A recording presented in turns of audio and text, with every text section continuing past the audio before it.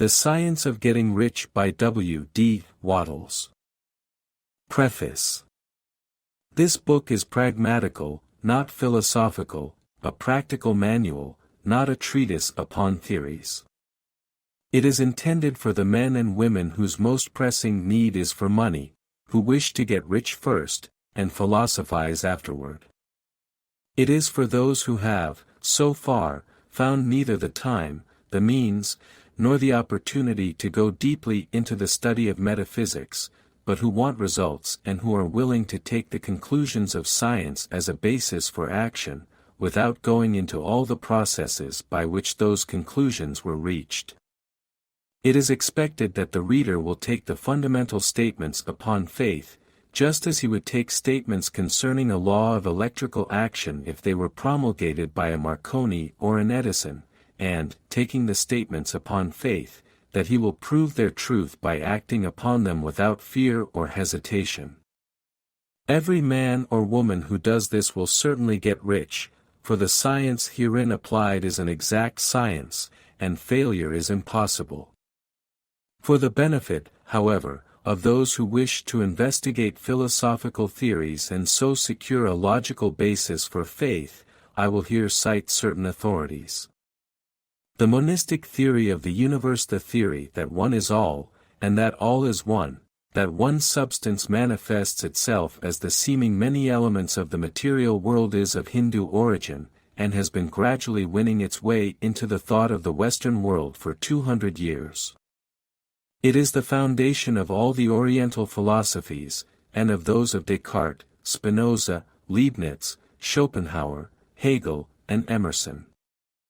The reader who would dig to the philosophical foundations is advised to read Hegel and Emerson, and he will do well to read The Eternal News, a very excellent pamphlet published by J. J. Brown, 300, Cathcart Road, Govanhill, Glasgow, Scotland. He may also find some help in a series of articles written by the author, which were published in Nautilus, Holyoke, Massachusetts, during the spring and summer of 1909, under the title, What is Truth? In writing this book I have sacrificed all other considerations to plainness and simplicity of style, so that all might understand. The plan of action laid down herein was deduced from the conclusions of philosophy. It has been thoroughly tested, and bears the supreme test of practical experiment. It works. If you wish to know how the conclusions were arrived at, read the writings of the authors mentioned above, and if you wish to reap the fruits of their philosophies in actual practice, read this book and do exactly as it tells you to do. The author. Chapter 1, The Right to be Rich. Whatever may be said in praise of poverty, the fact remains that it is not possible to live a really complete or successful life unless one is rich. No man can rise to his greatest possible height in talent or soul development unless he has plenty of money, for to unfold the soul and to develop talent he must have many things to use, and he cannot have these things unless he has money to buy them with. Man develops in mind, soul, and body by making use of things, and society is so organized that man must have money in order to become the possessor of things. Therefore, the basis of all advancement for man must be the science of getting rich. The object of all life is development, and everything that lives has an inalienable right to all the development it is capable of attaining. Man's right to life means his right to have the free and unrestricted use of all the things which may be necessary to his fullest mental, spiritual, and physical unfoldment, or, in other words, his right to be rich. In this book, I shall not speak of riches in a figurative way. To be really rich does not mean to be satisfied or contented with a little. No man ought to be satisfied with a little if he is capable of using and enjoying more. The purpose of nature is the advancement and unfoldment of life, and every man should have all that can contribute to the power, elegance, beauty, and richness of life. To be content with less is sinful. The man who owns all he wants for the living of all the life he is capable of living is rich, and no man who has not plenty of money can have all he wants. Life has advanced so far, and become so complex, that even the most ordinary man or woman requires a great amount of wealth in order to live in a manner that even approaches completeness.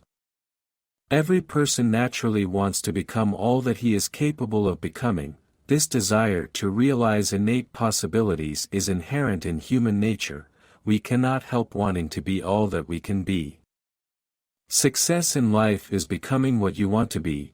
You can become what you want to be only by making use of things, and you can have the free use of things only as you become rich enough to buy them.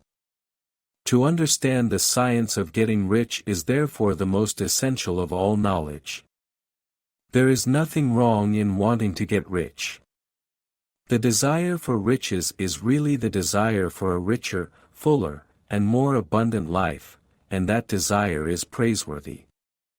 The man who does not desire to live more abundantly is abnormal, and so the man who does not desire to have money enough to buy all he wants is abnormal. There are three motives for which we live: we live for the body, we live for the mind, and we live for the soul.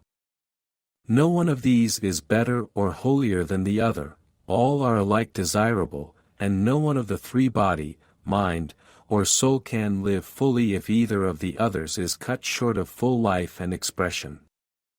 It is not right or noble to live only for the soul and deny mind or body, and it is wrong to live for the intellect and deny body and soul.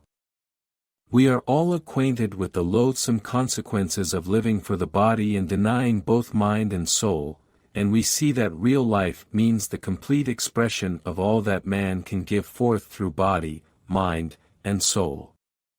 Whatever he may say, no man can be really happy or satisfied unless his body is living fully in every function, and unless the same is true of his mind and his soul. Wherever there is unexpressed possibility, or function not performed, there is unsatisfied desire.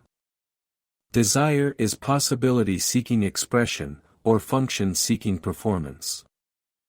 Man cannot live fully in body without good food, comfortable clothing, and warm shelter, and without freedom from excessive toil. Rest and recreation are also necessary to his physical life. He cannot live fully in mind without books and time to study them, without opportunity for travel and observation, or without intellectual companionship. To live fully in mind he must have intellectual recreations, and must surround himself with all the objects of art and beauty he is capable of using and appreciating. To live fully in soul, man must have love, and love is denied expression by poverty. Man's highest happiness is found in the bestowal of benefits on those he loves. Love finds its most natural and spontaneous expression in giving. The man who has nothing to give cannot fill his place as a husband or father, as a citizen, or as a man. It is in the use of material things that man finds full life for his body, develops his mind, and unfolds his soul. It is therefore of supreme importance to him that he should be rich. It is perfectly right that you should desire to be rich. If you are a normal man or woman you cannot help doing so. It is perfectly right that you should give your best attention to the science of getting rich, for it is the noblest and most necessary of all studies. If you neglect this study, you are derelict in your duty to yourself, to God, and to humanity, for you can render God and humanity no greater service than to make the most of yourself. Chapter 2. There is a science of getting rich. There is a science of getting rich, and it is an exact science, like algebra or arithmetic. There are certain laws which govern the process of acquiring riches. Once these laws are learned and obeyed by any man, he will get rich with mathematical certainty. The ownership of money and property comes as a result of doing things in a certain way. Those who do things in this certain way, whether on purpose or accidentally, get rich, while those who do not do things in this certain way, no matter how hard they work or how able they are, remain poor. It is a natural law that like causes always produce like effects, and, therefore, any man or woman who learns to do things in this certain way will infallibly get rich. That the above statement is true is shown by the following facts. Getting rich is not a matter of environment, for, if it were, all the people in certain neighborhoods would become wealthy, the people of one city would all be rich, while those of other towns would all be poor, or the inhabitants of one state would roll in wealth, while those of an adjoining state would be in poverty. But everywhere we see rich and poor living side by side, in the same environment, and often engaged in the same vocations. When two men are in the same locality, and in the same business, and one gets rich while the other remains poor, it shows that getting rich is not, primarily, a matter of environment. Some environments may be more favorable than others, but when two men in the same business are in the same neighborhood, and one gets rich while the other fails, it indicates that getting rich is the result of doing things in a certain way. And further, the ability to do things in this certain way is not due solely to the possession of talent, for many people who have great talent remain poor, while others who have very little talent get rich. Studying the people who have got rich, we find that they are an average lot in all respects, having no greater talents and abilities than other men. It is evident that they do not get rich because they possess talents and abilities that other men have not, but because they happen to do things in a certain way. Getting rich is not the result of saving, or thrift. Many very penurious people are poor, while free spenders often get rich.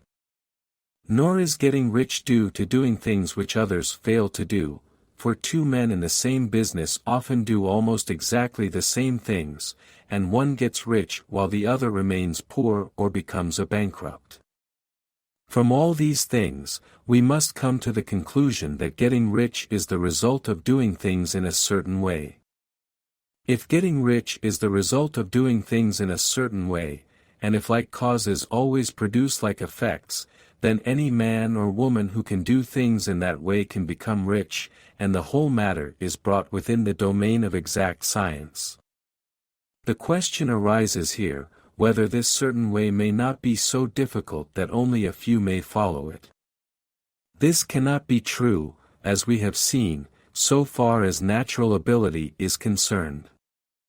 Talented people get rich, and blockheads get rich, intellectually brilliant people get rich, and very stupid people get rich, physically strong people get rich, and weak and sickly people get rich. Some degree of ability to think and understand is, of course, essential, but in so far as natural ability is concerned, any man or woman who has sense enough to read and understand these words can certainly get rich. Also, we have seen that it is not a matter of environment. Location counts for something. One would not go to the heart of the Sahara and expect to do successful business. Getting rich involves the necessity of dealing with men, and of being where there are people to deal with, and if these people are inclined to deal in the way you want to deal, so much the better. But that is about as far as environment goes. If anybody else in your town can get rich, so can you, and if anybody else in your state can get rich, so can you.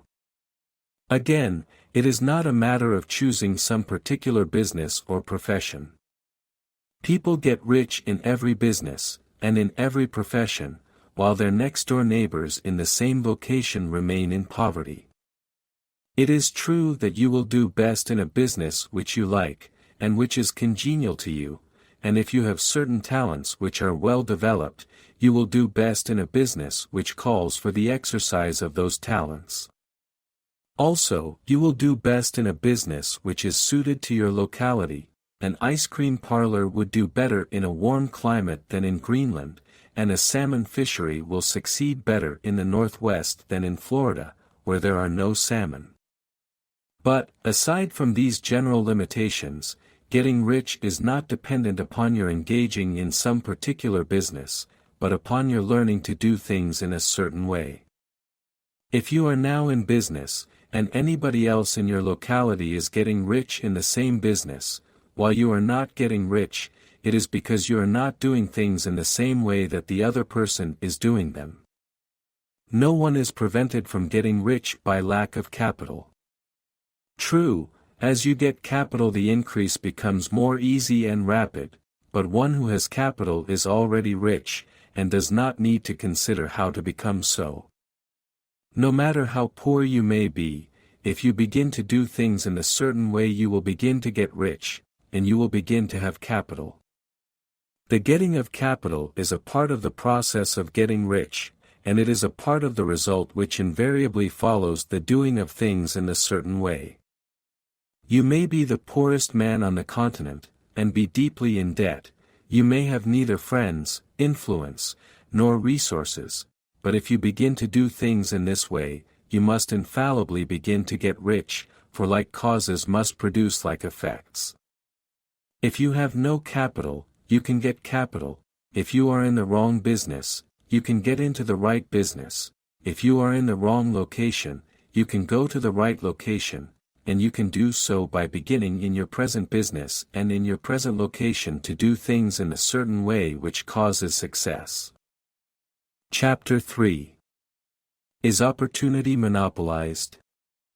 No man is kept poor because opportunity has been taken away from him, because other people have monopolized the wealth, and have put a fence around it. You may be shut off from engaging in business in certain lines, but there are other channels open to you. Probably it would be hard for you to get control of any of the great railroad systems. That field is pretty well monopolized.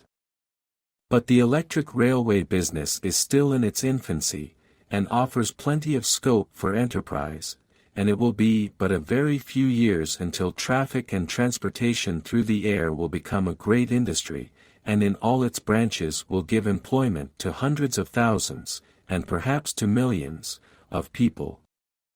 Why not turn your attention to the development of aerial transportation, instead of competing with J. Hill and others for a chance in the steam railway world? It is quite true that if you are a workman in the employ of the Steel Trust you have very little chance of becoming the owner of the plant in which you work, but it is also true that if you will commence to act in a certain way, you can soon leave the employ of the Steel Trust. You can buy a farm of from 10 to 40 acres, and engage in business as a producer of foodstuffs. There is great opportunity at this time for men who will live upon small tracts of land and cultivate the same intensively. Such men will certainly get rich. You may say that it is impossible for you to get the land, but I am going to prove to you that it is not impossible, and that you can certainly get a farm if you will go to work in a certain way. At different periods the tide of opportunity sets in different directions, according to the needs of the whole, and the particular stage of social evolution which has been reached. At present, in America, it is setting toward agriculture and the allied industries and professions. Today, opportunity is open before the farmer in his line more than before the factory worker in his line. It is open before the business man who supplies the farmer more than before the one who supplies the factory worker, and before the professional man who waits upon the farmer more than before the one who serves the working class. There is abundance of opportunity for the man who will go with the tide, instead of trying to swim against it. So the factory workers, either as individuals or as a class, are not deprived of opportunity. The workers are not being kept down by their masters, they are not being ground by the trusts and combinations of capital. As a class, they are where they are because they do not do things in a certain way. If the workers of America chose to do so, they could follow the example of their brothers in Belgium and other countries, and establish great department stores and cooperative industries. They could elect men of their own class to office, and pass laws favoring the development of such cooperative industries, and in a few years they could take peaceable possession of the industrial field. The working class may become the master class whenever they will begin to do things in a certain way. The law of wealth is the same for them as it is for all others. This they must learn, and they will remain where they are as long as they continue to do as they do. The individual worker, however, is not held down by the ignorance or the mental slothfulness of his class. He can follow the tide of opportunity to riches, and this book will tell him how. No one is kept in poverty by a shortness in the supply of riches. There is more than enough for all. A palace as large as the Capitol at Washington might be built for every family on earth from the building material in the United States alone, and under intensive cultivation, this country would produce wool, cotton, linen, and silk enough to clothe each person in the world finer than Solomon was arrayed in all his glory, together with food enough to feed them all luxuriously. The visible supply is practically inexhaustible, and the invisible supply really is inexhaustible. Everything you see on earth is made from one original substance, out of which all things proceed. New forms are constantly being made, and older ones are dissolving, but all are shapes assumed by one thing. There is no limit to the supply of formless stuff, or original substance. The universe is made out of it, but it was not all used in making the universe. The spaces in, through, and between the forms of the visible universe are permeated and filled with the original substance, with the formless stuff, with the raw material of all things.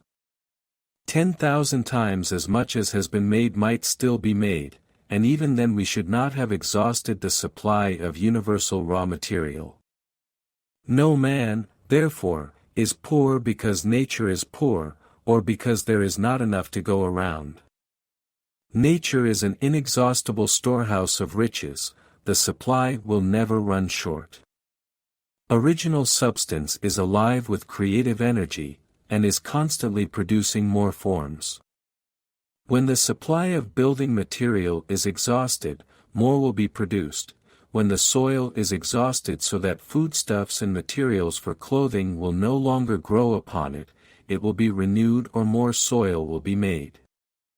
When all the gold and silver has been dug from the earth, if man is still in such a stage of social development that he needs gold and silver, more will be produced from the formless. The formless stuff responds to the needs of man, it will not let him be without any good thing. This is true of man collectively. The race as a whole is always abundantly rich, and if individuals are poor, it is because they do not follow the certain way of doing things which makes the individual man rich. The formless stuff is intelligent, it is stuff which thinks. It is alive, and is always impelled toward more life. It is the natural and inherent impulse of life to seek to live more. It is the nature of intelligence to enlarge itself, and of consciousness to seek to extend its boundaries and find fuller expression. The universe of forms has been made by formless living substance, throwing itself into form in order to express itself more fully. The universe is a great living presence, always moving inherently toward more life and fuller functioning. Nature is formed for the advancement of life. Its impelling motive is the increase of life. For this cause, everything which can possibly minister to life is bountifully provided. There can be no lack unless God is to contradict himself and nullify his own works. You are not kept poor by lack in the supply of riches. It is a fact which I shall demonstrate a little farther on that even the resources of the formless supply are at the command of the man or woman who will act and think in a certain way. Chapter 4. The first principle in the science of getting rich. Thought is the only power which can produce tangible riches from the formless substance. The stuff from which all things are made is a substance which thinks, and a thought of form in this substance produces the form. Original substance moves according to its thoughts. Every form and process you see in nature is the visible expression of a thought in original substance. As the formless stuff thinks of a form, it takes that form; as it thinks of a motion, it makes that motion. That is the way all things were created. We live in a thought world, which is part of a thought universe. The thought of a moving universe extended throughout formless substance, and the thinking stuff moving according to that thought, took the form of systems of planets, and maintains that form. Thinking substance takes the form of its thought, and moves according to the thought. Holding the idea of a circling system of suns and worlds, it takes the form of these bodies, and moves them as it thinks. Thinking the form of a slow-growing oak tree, it moves accordingly, and produces the tree, though centuries may be required to do the work. In creating, the formless seems to move according to the lines of motion it has established. The thought of an oak tree does not cause the instant formation of a full-grown tree, but it does start in motion the forces which will produce the tree, along established lines of growth. Every thought of form, held in thinking substance, causes the creation of the form, but always, or at least generally, along lines of growth and action already established. The thought of a house of a certain construction, if it were impressed upon formless substance, might not cause the instant formation of the house, but it would cause the turning of creative energies already working in trade and commerce into such channels as to result in the speedy building of the house. And if there were no existing channels through which the creative energy could work, then the house would be formed directly from primal substance, without waiting for the slow processes of the organic and inorganic world. No thought of form can be impressed upon original substance without causing the creation of the form. Man is a thinking center, and can originate thought. All the forms that man fashions with his hands must first exist in his thought. He cannot shape a thing until he has thought that thing. And so far man has confined his efforts wholly to the work of his hands. He has applied manual labor to the world of forms, seeking to change or modify those already existing. He has never thought of trying to cause the creation of new forms by impressing his thoughts upon formless substance. When man has a thought form, he takes material from the forms of nature, and makes an image of the form which is in his mind. He has, so far, made little or no effort to cooperate with formless intelligence, to work with the Father. He has not dreamed that he can do what he seeth the Father doing. Man reshapes and modifies existing forms by manual labor. He has given no attention to the question whether he may not produce things from formless substance by communicating his thoughts to it.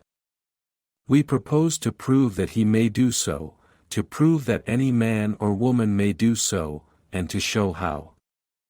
As our first step, we must lay down three fundamental propositions. First, we assert that there is one original formless stuff or substance, from which all things are made. All the seemingly many elements are but different presentations of one element.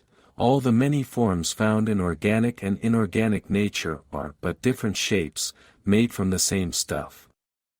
And this stuff is thinking stuff. A thought held in it produces the form of the thought. Thought, in thinking substance, produces shapes. Man is a thinking center, capable of original thought. If man can communicate his thought to original thinking substance, he can cause the creation, or formation, of the thing he thinks about. To summarize this, there is a thinking stuff from which all things are made, and which, in its original state, permeates, penetrates, and fills the interspaces of the universe. A thought, in this substance, produces the thing that is imaged by the thought. Man can form things in his thought, and, by impressing his thought upon formless substance, can cause the thing he thinks about to be created. It may be asked if I can prove these statements, and without going into details, I answer that I can do so, both by logic and experience. Reasoning back from the phenomena of form and thought, I come to one original thinking substance, and reasoning forward from this thinking substance, I come to man's power to cause the formation of the thing he thinks about. And by experiment, I find the reasoning true, and this is my strongest proof. If one man who reads this book gets rich by doing what it tells him to do, that is evidence in support of my claim, but if every man who does what it tells him to do gets rich, that is positive proof until someone goes through the process and fails. The theory is true until the process fails, and this process will not fail, for every man who does exactly what this book tells him to do will get rich. I have said that men get rich by doing things in a certain way, and in order to do so, men must become able to think in a certain way. A man's way of doing things is the direct result of the way he thinks about things. To do things in the way you want to do them, you will have to acquire the ability to think the way you want to think. This is the first step toward getting rich. To think what you want to think is to think truth, regardless of appearances. Every man has the natural and inherent power to think what he wants to think, but it requires far more effort to do so than it does to think the thoughts which are suggested by appearances.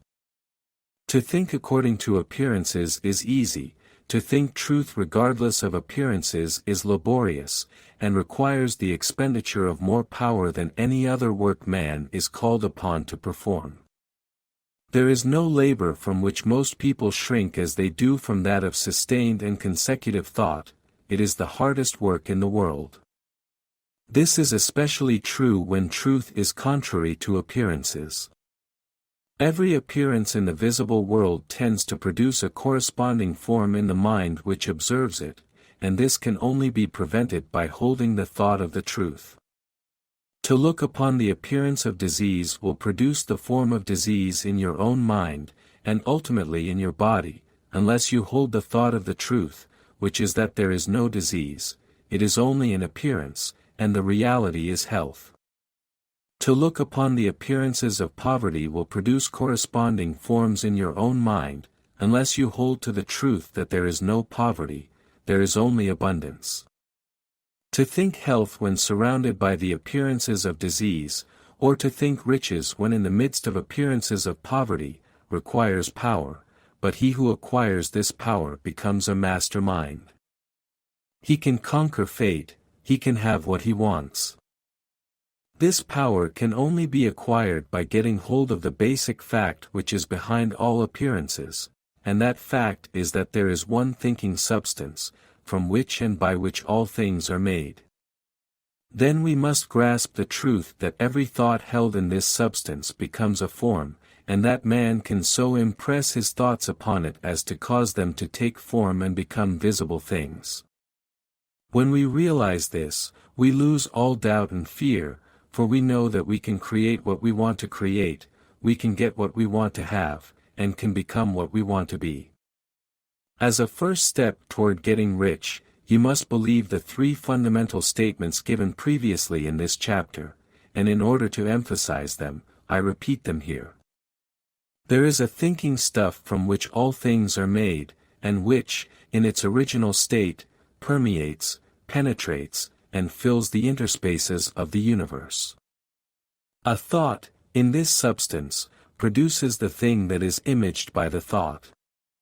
Man can form things in his thought, and, by impressing his thought upon formless substance, can cause the thing he thinks about to be created. You must lay aside all other concepts of the universe than this monistic one, and you must dwell upon this until it is fixed in your mind, and has become your habitual thought. Read these creed statements over and over again, fix every word upon your memory, and meditate upon them until you firmly believe what they say. If a doubt comes to you, cast it aside as a sin. Do not listen to arguments against this idea, do not go to churches or lectures where a contrary concept of things is taught or preached. Do not read magazines or books which teach a different idea. If you get mixed up in your faith, all your efforts will be in vain. Do not ask why these things are true, nor speculate as to how they can be true, simply take them on trust. The science of getting rich begins with the absolute acceptance of this faith. Chapter 5, Increasing Life. You must get rid of the last vestige of the old idea that there is a deity whose will it is that you should be poor, or whose purposes may be served by keeping you in poverty.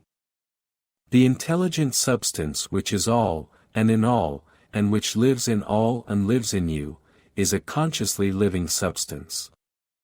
Being a consciously living substance, it must have the natural and inherent desire of every living intelligence for increase of life. Every living thing must continually seek for the enlargement of its life, because life, in the mere act of living, must increase itself.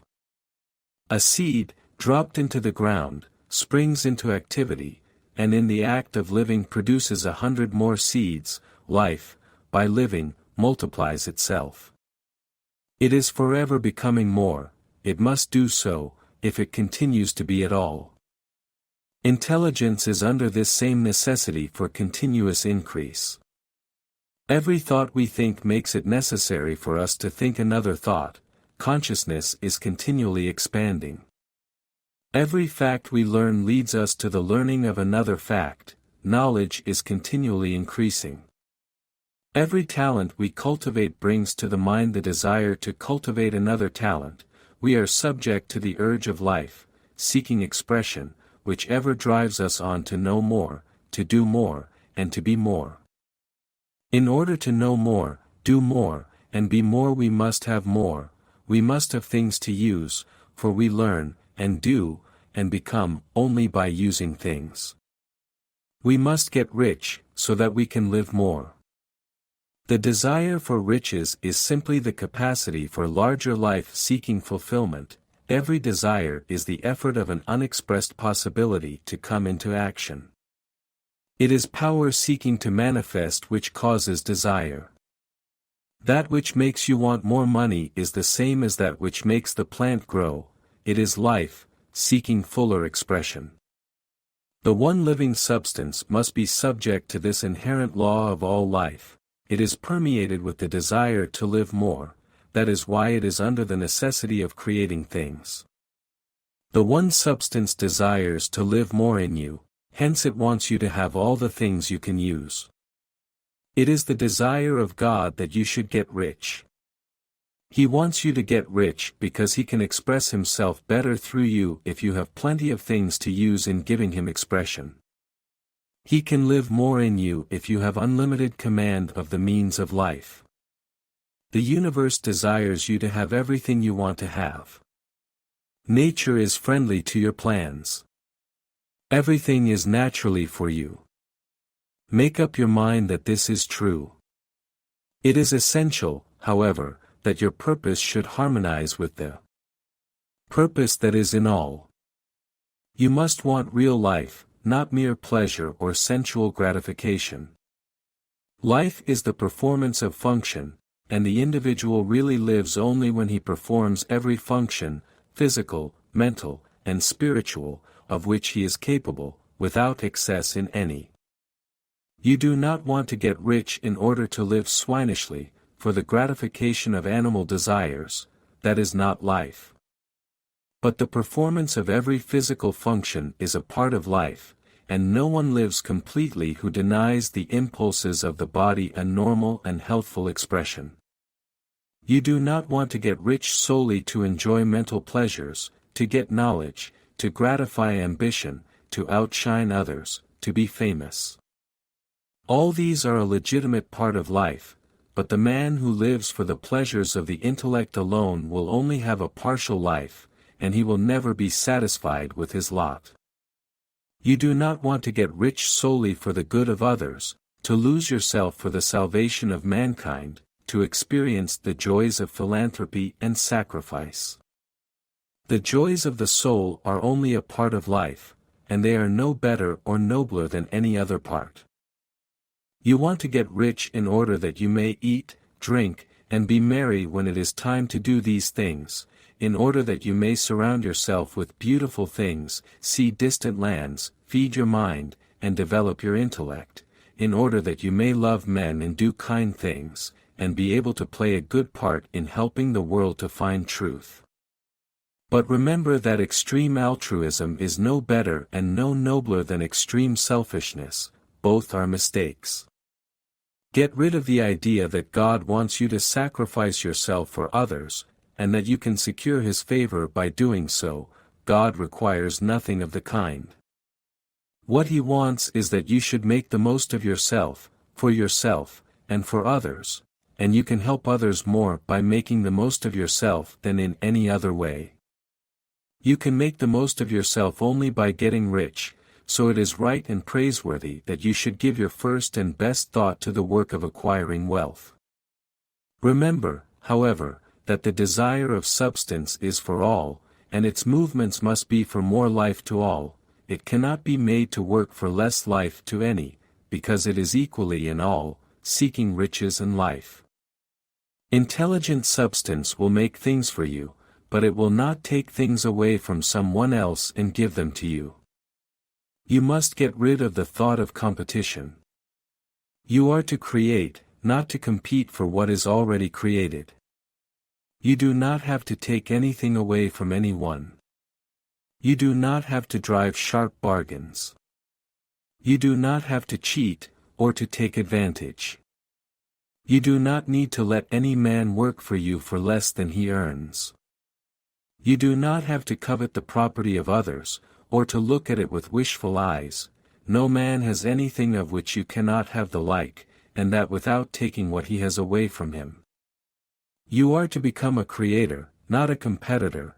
You are going to get what you want, but in such a way that when you get it every other man will have more than he has now.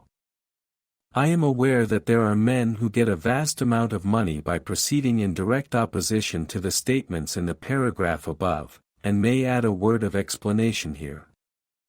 Men of the plutocratic type, who become very rich, do so sometimes purely by their extraordinary ability on the plane of competition, and sometimes they unconsciously relate themselves to substance in its great purposes and movements for the general racial upbuilding through industrial evolution.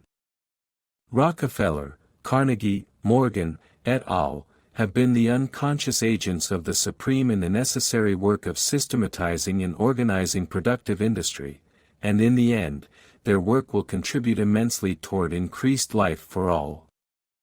Their day is nearly over. They have organized production, and will soon be succeeded by the agents of the multitude, who will organize the machinery of distribution. The multimillionaires are like the monster reptiles of the prehistoric eras. They play a necessary part in the evolutionary process, but the same power which produced them will dispose of them. And it is well to bear in mind that they have never been really rich. A record of the private lives of most of this class will show that they have really been the most abject and wretched of the poor. Riches secured on the competitive plane are never satisfactory and permanent. They are yours today, and another's tomorrow. Remember, if you are to become rich in a scientific and certain way, you must rise entirely out of the competitive thought. You must never think for a moment that the supply is limited. Just as soon as you begin to think that all the money is being cornered and controlled by bankers and others, and that you must exert yourself to get laws passed to stop this process, and so on, in that moment you drop into the competitive mind, and your power to cause creation is gone for the time being, and what is worse, you will probably arrest the creative movements you have already instituted. Know that there are countless millions of dollars worth of gold in the mountains of the earth, not yet brought to light, and know that if there were not, more would be created from thinking substance to supply your needs. Know that the money you need will come, even if it is necessary for 1,000 men to be led to the discovery of new gold mines tomorrow. Never look at the visible supply, look always at the limitless riches in formless substance, and know that they are coming to you as fast as you can receive and use them. Nobody, by cornering the visible supply, can prevent you from getting what is yours.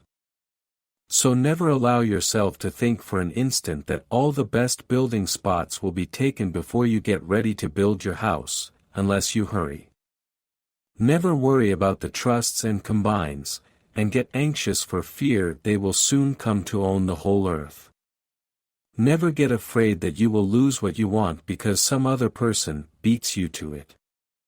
That cannot possibly happen. You are not seeking anything that is possessed by anybody else. You are causing what you want to be created from formless substance, and the supply is without limits. Stick to the formulated statement. There is a thinking stuff from which all things are made, and which, in its original state, permeates, penetrates, and fills the interspaces of the universe. A thought, in this substance, produces the thing that is imaged by the thought. Man can form things in his thought, and, by impressing his thought upon formless substance, can cause the thing he thinks about to be created. Chapter 6. How riches come to you. When I say that you do not have to drive sharp bargains, I do not mean that you do not have to drive any bargains at all, or that you are above the necessity for having any dealings with your fellow men. I mean that you will not need to deal with them unfairly. You do not have to get something for nothing, but can give to every man more than you take from him. You cannot give every man more in cash market value than you take from him, but you can give him more in use value than the cash value of the thing you take from him. The paper, ink, and other material in this book may not be worth the money you paid for it, but if the ideas suggested by it bring you thousands of dollars, you have not been wronged by those who sold it to you. They have given you a great use value for a small cash value. Let us suppose that I own a picture by one of the great artists, which, in any civilized community, is worth thousands of dollars. I take it to Baffin Bay, and by salesmanship, induce an Eskimo to give a bundle of furs worth $500 for it. I have really wronged him, for he has no use for the picture, it has no use value to him, it will not add to his life. But suppose I give him a gun worth $50 for his furs, then he has made a good bargain. He has use for the gun, it will get him many more furs and much food, it will add to his life in every way, it will make him rich. When you rise from the competitive to the creative plane, you can scan your business transactions very strictly, and if you are selling any man anything which does not add more to his life than the thing he gives you in exchange, you can afford to stop it. You do not have to beat anybody in business. And if you are in a business which does beat people, get out of it at once. Give every man more in use value than you take from him in cash value, then you are adding to the life of the world by every business transaction. If you have people working for you, you must take from them more in cash value than you pay them in wages, but you can so organize your business that it will be filled with the principle of advancement, and so that each employee who wishes to do so may advance a little every day. You can make your business do for your employees what this book is doing for you. You can so conduct your business that it will be a sort of ladder, by which every employee who will take the trouble may climb to riches himself, and given the opportunity, if he will not do so it is not your fault. And finally, because you are to cause the creation of your riches from formless substance which permeates all your environment, it does not follow that they are to take shape from the atmosphere and come into being before your eyes. If you want a sewing machine, for instance, I do not mean to tell you that you are to impress the thought of a sewing machine on thinking substance until the machine is formed without hands, in the room where you sit, or elsewhere. But if you want a sewing machine, hold the mental image of it with the most positive certainty that it is being made, or is on its way to you. After once forming the thought, have the most absolute and unquestioning faith that the sewing machine is coming, never think of it, or speak of it, in any other way than as being sure to arrive. Claim it as already yours. It will be brought to you by the power of the supreme intelligence, acting upon the minds of men. If you live in Maine, it may be that a man will be brought from Texas or Japan to engage in some transaction which will result in your getting what you want. If so, the whole matter will be as much to that man's advantage as it is to yours. Do not forget for a moment that the thinking substance is through all, in all, communicating with all, and can influence all. The desire of thinking substance for fuller life and better living has caused the creation of all the sewing machines already made, and it can cause the creation of millions more, and will, whenever men set it in motion by desire and faith, and by acting in a certain way. You can certainly have a sewing machine in your house, and it is just as certain that you can have any other thing or things which you want, and which you will use for the advancement of your own life and the lives of others. You need not hesitate about asking largely. It is your Father's pleasure to give you the kingdom, said Jesus. Original substance wants to live all that is possible in you, and wants you to have all that you can or will use for the living of the most abundant life. If you fix upon your consciousness the fact that the desire you feel for the possession of riches is one with the desire of omnipotence for more complete expression, your faith becomes invincible. Once I saw a little boy sitting at a piano, and vainly trying to bring harmony out of the keys, and I saw that he was grieved and provoked by his inability to play real music. I asked him the cause of his vexation, and he answered, I can feel the music in me, but I can't make my hands go right. The music in him was the urge of original substance, containing all the possibilities of all life. All that there is of music was seeking expression through the child. God, the one substance, is trying to live and do and enjoy things through humanity. He is saying, I want hands to build wonderful structures, to play divine harmonies, to paint glorious pictures. I want feet to run my errands, eyes to see my beauties, tongues to tell mighty truths and to sing marvelous songs, and so on. All that there is of possibility is seeking expression through men. God wants those who can play music to have pianos and every other instrument, and to have the means to cultivate their talents to the fullest extent. He wants those who can appreciate beauty to be able to surround themselves with beautiful things. He wants those who can discern truth to have every opportunity to travel and observe. He wants those who can appreciate dress to be beautifully clothed, and those who can appreciate good food to be luxuriously fed. He wants all these things because it is Himself that enjoys and appreciates them. It is God who wants to play, and sing, and enjoy beauty, and proclaim truth, and wear fine clothes, and eat good foods. It is God that worketh in you to will and to do, said Paul. The desire you feel for riches is the infinite, seeking to express Himself in you as He sought to find expression in the little boy at the piano. So you need not hesitate to ask largely. Your part is to focalize and express the desires of God. This is a difficult point with most people. They retain something of the old idea that poverty and self-sacrifice are pleasing to God. They look upon poverty as a part of the plan, a necessity of nature. They have the idea that God has finished His work, and made all that He can make, and that the majority of men must stay poor because there is not enough to go around. They hold to so much of this erroneous thought that they feel ashamed to ask for wealth. They try not to want more than a very modest competence, just enough to make them fairly comfortable. I recall now the case of one student who was told that he must get in mind a clear picture of the things he desired, so that the creative thought of them might be impressed on formless substance.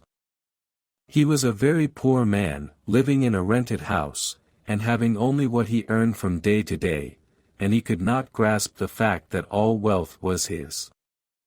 So, after thinking the matter over, he decided that he might reasonably ask for a new rug for the floor of his best room, and an anthracite coal stove to heat the house during the cold weather. Following the instructions given in this book, he obtained these things in a few months, and then it dawned upon him that he had not asked enough. He went through the house in which he lived, and planned all the improvements he would like to make in it. He mentally added a bay window here and a room there, until it was complete in his mind as his ideal home, and then he planned its furnishings. Holding the whole picture in his mind, he began living in a certain way, and moving toward what he wanted, and he owns the house now, and is rebuilding it after the form of his mental image. And now, with still larger faith, he is going on to get greater things. It has been unto him according to his faith, and it is so with you and with all of us. Chapter 7. Gratitude. The illustrations given in the last chapter will have conveyed to the reader the fact that the first step toward getting rich is to convey the idea of your wants to the formless substance. This is true, and you will see that in order to do so it becomes necessary to relate yourself to the formless intelligence in a harmonious way.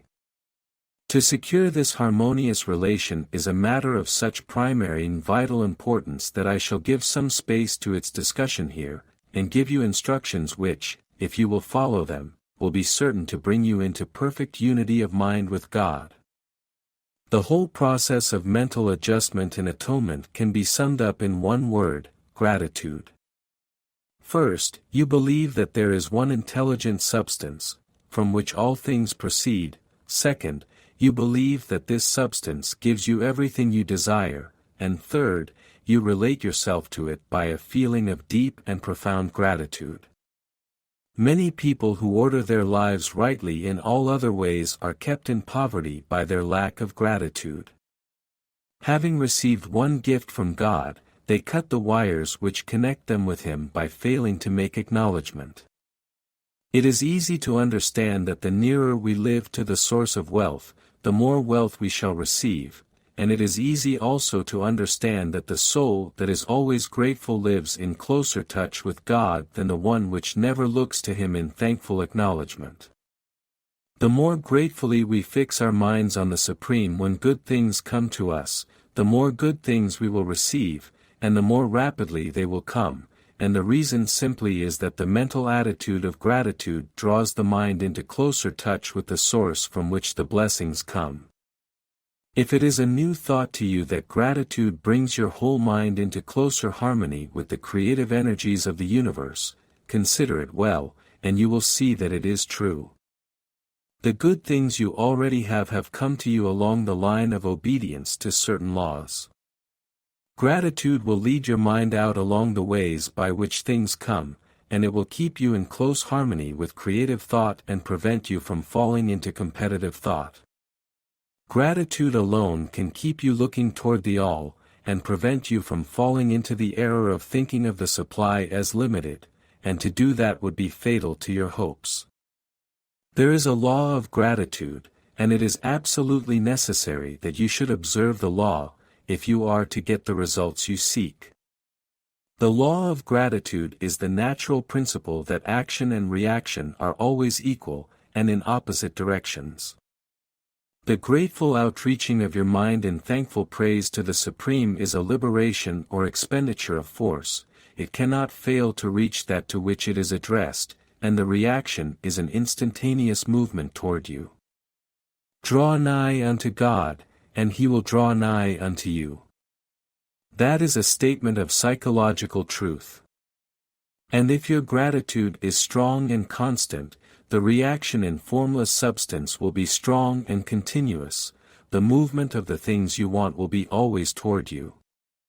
Notice the grateful attitude that Jesus took, how He always seems to be saying, I thank Thee, Father, that Thou hearest me. You cannot exercise much power without gratitude, for it is gratitude that keeps you connected with power. But the value of gratitude does not consist solely in getting you more blessings in the future. Without gratitude you cannot long keep from dissatisfied thought regarding things as they are. The moment you permit your mind to dwell with dissatisfaction upon things as they are, you begin to lose ground. You fix attention upon the common, the ordinary, the poor, and the squalid and mean, and your mind takes the form of these things. Then you will transmit these forms or mental images to the formless, and the common, the poor, the squalid, and mean will come to you. To permit your mind to dwell upon the inferior is to become inferior and to surround yourself with inferior things. On the other hand, to fix your attention on the best is to surround yourself with the best, and to become the best. The creative power within us makes us into the image of that to which we give our attention. We are thinking substance, and thinking substance always takes the form of that which it thinks about. The grateful mind is constantly fixed upon the best, therefore it tends to become the best, it takes the form or character of the best, and will receive the best. Also, faith is born of gratitude. The grateful mind continually expects good things, and expectation becomes faith. The reaction of gratitude upon one's own mind produces faith, and every outgoing wave of grateful thanksgiving increases faith. He who has no feeling of gratitude cannot long retain a living faith, and without a living faith you cannot get rich by the creative method, as we shall see in the following chapters. It is necessary, then, to cultivate the habit of being grateful for every good thing that comes to you, and to give thanks continuously. And because all things have contributed to your advancement, you should include all things in your gratitude. Do not waste time thinking or talking about the shortcomings or wrong actions of plutocrats or trust magnates. Their organization of the world has made your opportunity, all you get really comes to you because of them. Do not rage against corrupt politicians, if it were not for politicians we should fall into anarchy, and your opportunity would be greatly lessened. God has worked a long time and very patiently to bring us up to where we are in industry and government, and He is going right on with His work. There is not the least doubt that He will do away with plutocrats, trust magnates, captains of industry, and politicians as soon as they can be spared, but in the meantime, behold, they are all very good. Remember that they are all helping to arrange the lines of transmission along which your riches will come to you, and be grateful to them all. This will bring you into harmonious relations with the good in everything, and the good in everything will move toward you. Chapter 8. Thinking in the Certain Way.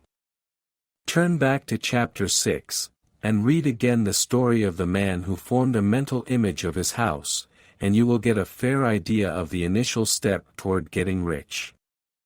You must form a clear and definite mental picture of what you want. You cannot transmit an idea unless you have it yourself. You must have it before you can give it, and many people fail to impress thinking substance because they have themselves only a vague and misty concept of the things they want to do, to have, or to become. It is not enough that you should have a general desire for wealth, to do good with. Everybody has that desire. It is not enough that you should have a wish to travel, see things, live more, etc. Everybody has those desires also. If you were going to send a wireless message to a friend, you would not send the letters of the alphabet in their order, and let him construct the message for himself, nor would you take words at random from the dictionary. You would send a coherent sentence, one which meant something. When you try to impress your wants upon substance, remember that it must be done by a coherent statement. You must know what you want, and be definite. You can never get rich, or start the creative power into action, by sending out unformed longings and vague desires. Go over your desires just as the man I have described went over his house, see just what you want, and get a clear mental picture of it as you wish it to look when you get it. That clear mental picture you must have continually in mind, as the sailor has in mind the port toward which he is sailing the ship. You must keep your face toward it all the time. You must no more lose sight of it than the steersman loses sight of the compass. It is not necessary to take exercises in concentration, nor to set apart special times for prayer and affirmation, nor to go into the silence, nor to do occult stunts of any kind. These things are well enough, but all you need is to know what you want, and to want it badly enough so that it will stay in your thoughts. Spend as much of your leisure time as you can in contemplating your picture, but no one needs to take exercises to concentrate his mind on a thing which he really wants. It is the things you do not really care about which require effort to fix your attention upon them. And unless you really want to get rich, so that the desire is strong enough to hold your thoughts directed to the purpose as the magnetic pole holds the needle of the compass, it will hardly be worth while for you to try to carry out the instructions given in this book. The methods herein set forth are for people whose desire for riches is strong enough to overcome mental laziness and the love of ease, and make them work. The more clear and definite you make your picture, then, and the more you dwell upon it, bringing out all its delightful details, the stronger your desire will be, and the stronger your desire, the easier it will be to hold your mind fixed upon the picture of what you want. Something more is necessary, however, than merely to see the picture clearly. If that is all you do, you are only a dreamer, and will have little or no power for accomplishment. Behind your clear vision must be the purpose to realize it, to bring it out in tangible expression. And behind this purpose must be an invincible and unwavering faith that the thing is already yours, that it is at hand, and you have only to take possession of it.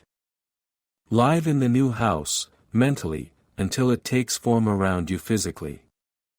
In the mental realm, enter at once into full enjoyment of the things you want. Whatsoever things ye ask for when ye pray, believe that ye receive them, and ye shall have them, said Jesus. See the things you want as if they were actually around you all the time, see yourself as owning and using them. Make use of them in imagination just as you will use them when they are your tangible possessions. Dwell upon your mental picture until it is clear and distinct, and then take the mental attitude of ownership toward everything in that picture. Take possession of it, in mind, in the full faith that it is actually yours.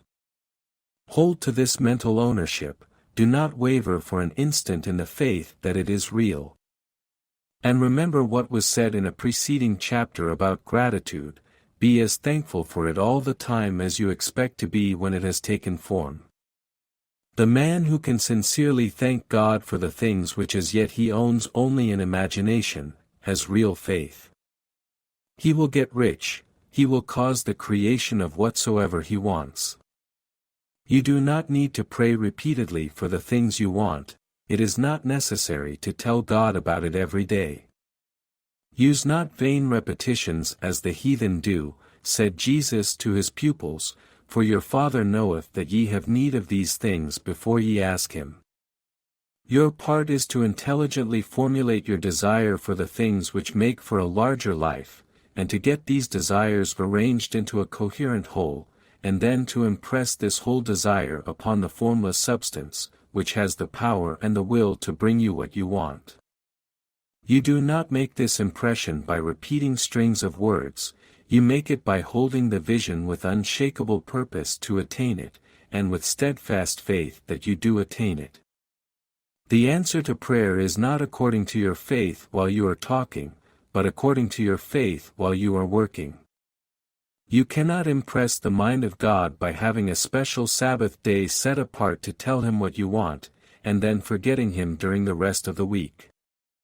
You cannot impress him by having special hours to go into your closet and pray, if you then dismiss the matter from your mind until the hour of prayer comes again. Oral prayer is well enough, and has its effect, especially upon yourself, in clarifying your vision and strengthening your faith, but it is not your oral petitions which get you what you want. In order to get rich you do not need a sweet hour of prayer, you need to pray without ceasing. And by prayer I mean holding steadily to your vision, with the purpose to cause its creation into solid form, and the faith that you are doing so. Believe that ye receive them. The whole matter turns on receiving, once you have clearly formed your vision. When you have formed it, it is well to make an oral statement, addressing the Supreme in reverent prayer, and from that moment you must, in mind, receive what you ask for. Live in the new house, wear the fine clothes, ride in the automobile, go on the journey, and confidently plan for greater journeys. Think and speak of all the things you have asked for in terms of actual present ownership. Imagine an environment, and a financial condition exactly as you want them, and live all the time in that imaginary environment and financial condition. Mind, however, that you do not do this as a mere dreamer and castle builder. Hold to the faith that the imaginary is being realized, and to the purpose to realize it. Remember that it is faith and purpose in the use of the imagination which make the difference between the scientist and the dreamer. And having learned this fact, it is here that you must learn the proper use of the will. Chapter 9. How to use the will. To set about getting rich in a scientific way, you do not try to apply your willpower to anything outside of yourself. You have no right to do so, anyway. It is wrong to apply your will to other men and women, in order to get them to do what you wish done. It is as flagrantly wrong to coerce people by mental power as it is to coerce them by physical power. If compelling people by physical force to do things for you reduces them to slavery, compelling them by mental means accomplishes exactly the same thing, the only difference is in methods. If taking things from people by physical force is robbery, then taking things by mental force is robbery also. There is no difference in principle. You have no right to use your willpower upon another person, even for his own good, for you do not know what is for his good. The science of getting rich does not require you to apply power or force to any other person, in any way whatsoever. There is not the slightest necessity for doing so. Indeed, any attempt to use your will upon others will only tend to defeat your purpose. You do not need to apply your will to things, in order to compel them to come to you. That would simply be trying to coerce God, and would be foolish and useless, as well as irreverent. You do not have to compel God to give you good things, any more than you have to use your willpower to make the sun rise. You do not have to use your willpower to conquer an unfriendly deity, or to make stubborn and rebellious forces do your bidding. Substance is friendly to you, and is more anxious to give you what you want than you are to get it. To get rich, you need only to use your willpower upon yourself. When you know what to think and do, then you must use your will to compel yourself to think and do the right things. That is the legitimate use of the will in getting what you want to use it in holding yourself to the right course. Use your will to keep yourself thinking and acting in a certain way. Do not try to project your will, or your thoughts, or your mind out into space, to act on things or people. Keep your mind at home, it can accomplish more there than elsewhere. Use your mind to form a mental image of what you want, and to hold that vision with faith and purpose, and use your will to keep your mind working in the right way. The more steady and continuous your faith and purpose, the more rapidly you will get rich, because you will make only positive impressions upon substance, and you will not neutralize or offset them by negative impressions.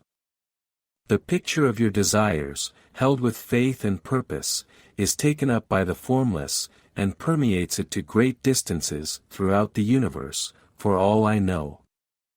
As this impression spreads, all things are set moving toward its realization, every living thing, every inanimate thing, and the things yet uncreated, are stirred toward bringing into being that which you want. All force begins to be exerted in that direction, all things begin to move toward you. The minds of people, everywhere, are influenced toward doing the things necessary to the fulfilling of your desires, and they work for you, unconsciously. But you can check all this by starting a negative impression in the formless substance. Doubt or unbelief is as certain to start a movement away from you as faith and purpose are to start one toward you. It is by not understanding this that most people who try to make use of mental science in getting rich make their failure. Every hour and moment you spend in giving heed to doubts and fears, every hour you spend in worry, every hour in which your soul is possessed by unbelief, sets a current away from you in the whole domain of intelligent substance. All the promises are unto them that believe, and unto them only. Notice how insistent Jesus was upon this point of belief, and now you know the reason why. Since belief is all important, it behooves you to guard your thoughts, and as your beliefs will be shaped to a very great extent by the things you observe and think about, it is important that you should command your attention. And here the will comes into use, for it is by your will that you determine upon what things your attention shall be fixed. If you want to become rich, you must not make a study of poverty. Things are not brought into being by thinking about their opposites. Health is never to be attained by studying disease and thinking about disease. Righteousness is not to be promoted by studying sin and thinking about sin, and no one ever got rich by studying poverty and thinking about poverty. Medicine as a science of disease has increased disease, religion as a science of sin has promoted sin, and economics as a study of poverty will fill the world with wretchedness and want. Do not talk about poverty, do not investigate it, or concern yourself with it. Never mind what its causes are, you have nothing to do with them.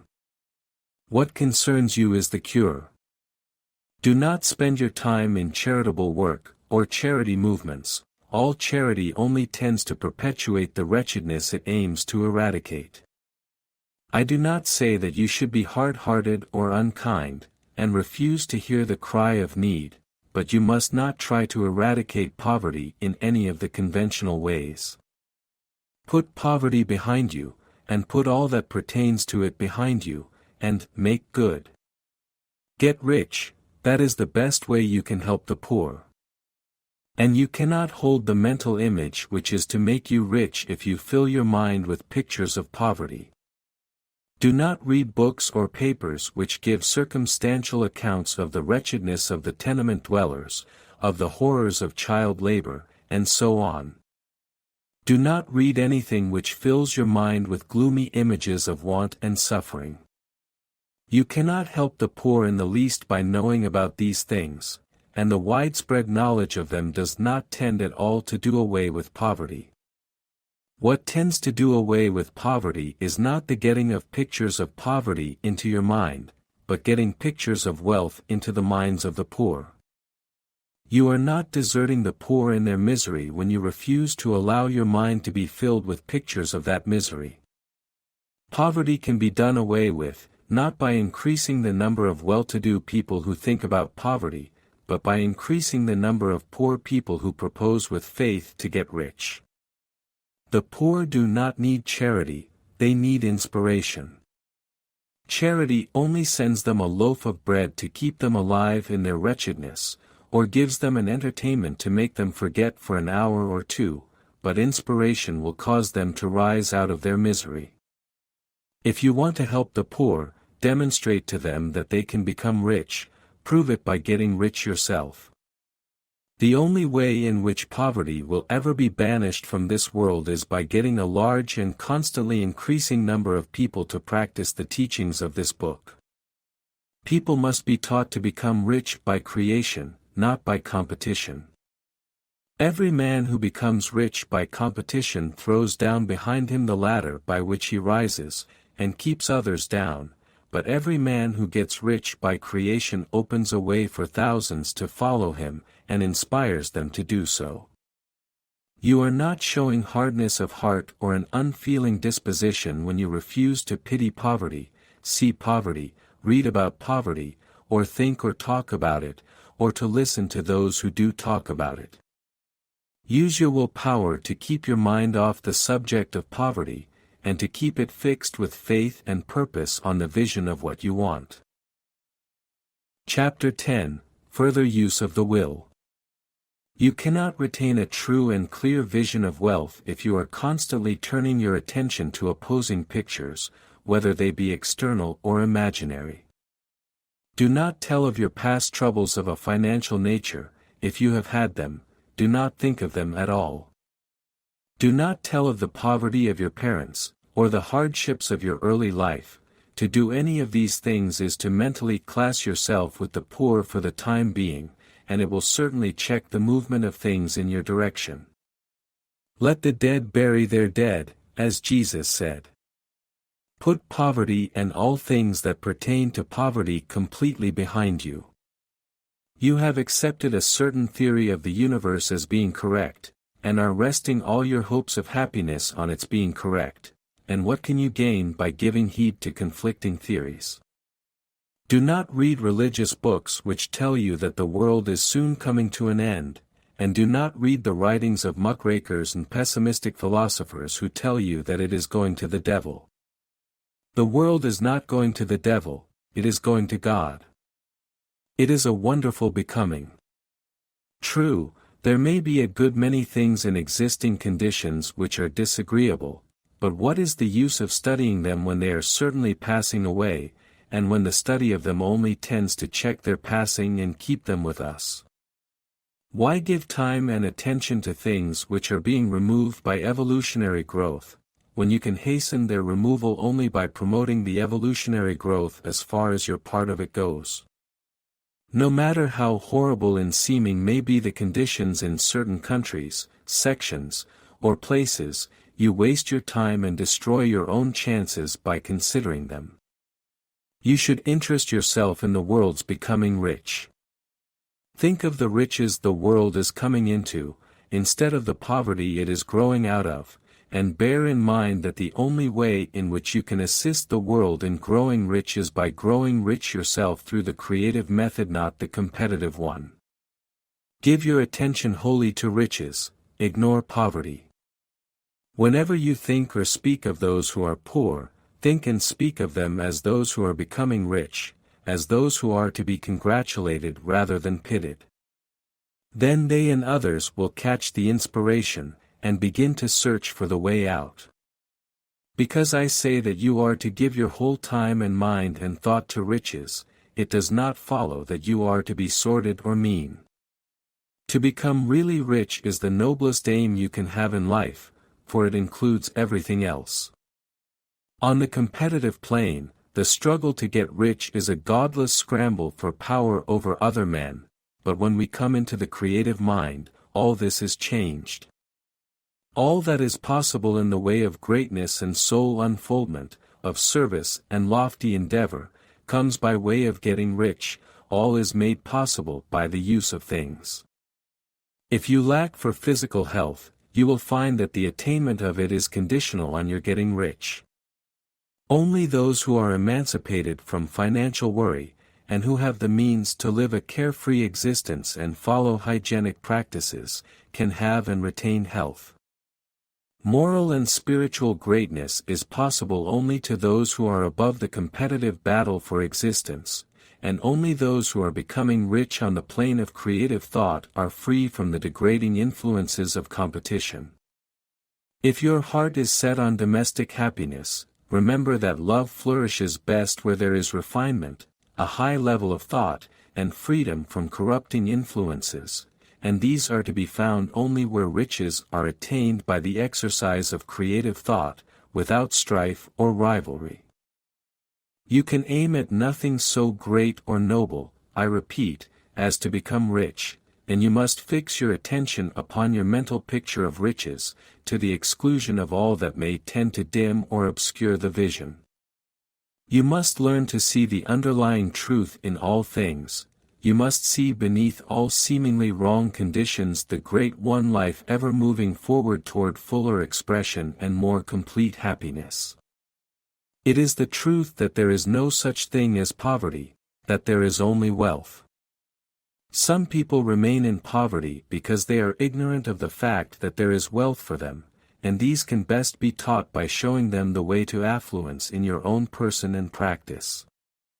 Others are poor because, while they feel that there is a way out, they are too intellectually indolent to put forth the mental effort necessary to find that way and travel it, and for these the very best thing you can do is to arouse their desire by showing them the happiness that comes from being rightly rich.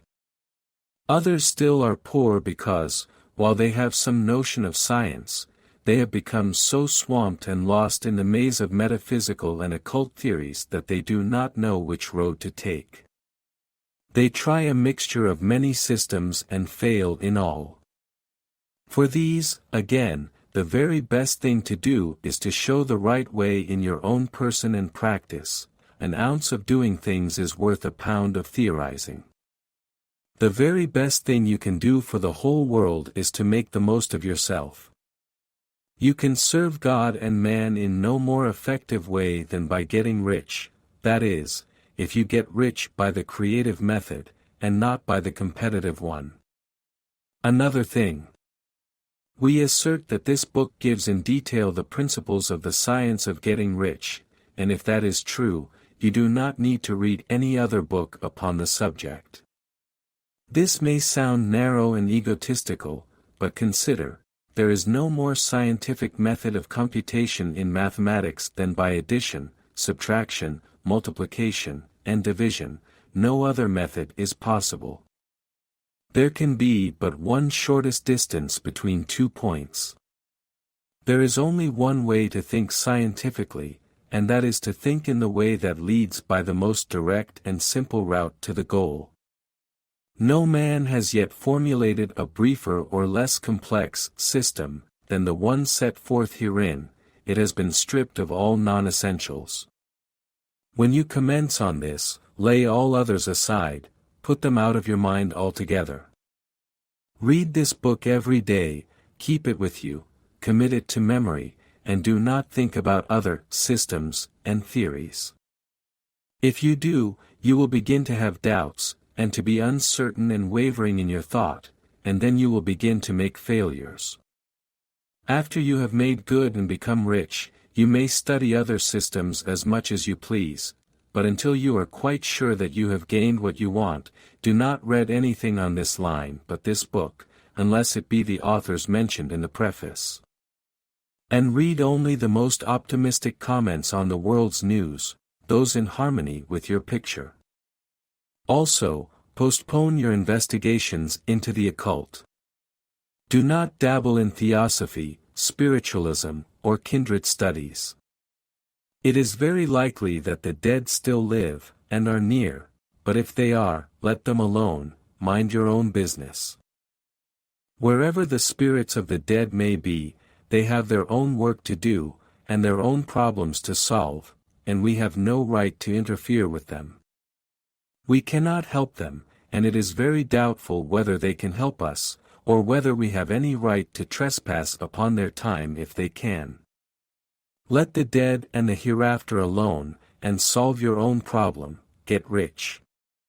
If you begin to mix with the occult, you will start mental cross-currents which will surely bring your hopes to shipwreck. Now, this and the preceding chapters have brought us to the following statement of basic facts. There is a thinking stuff from which all things are made, and which, in its original state, permeates, penetrates, and fills the interspaces of the universe. A thought, in this substance, produces the thing that is imaged by the thought. Man can form things in his thought, and, by impressing his thought upon formless substance, can cause the thing he thinks about to be created. In order to do this, man must pass from the competitive to the creative mind. He must form a clear mental picture of the things he wants, and hold this picture in his thoughts with the fixed purpose to get what he wants, and the unwavering faith that he does get what he wants, closing his mind against all that may tend to shake his purpose, dim his vision, or quench his faith. And in addition to all this, we shall now see that he must live and act in a certain way. Chapter 11. Acting in a certain way. Thought is the creative power, or the impelling force which causes the creative power to act. Thinking in a certain way will bring riches to you, but you must not rely upon thought alone, paying no attention to personal action. That is the rock upon which many otherwise scientific metaphysical thinkers meet shipwreck: the failure to connect thought with personal action. We have not yet reached the stage of development, even supposing such a stage to be possible, in which man can create directly from formless substance without nature's processes or the work of human hands. Man must not only think, but his personal action must supplement his thought.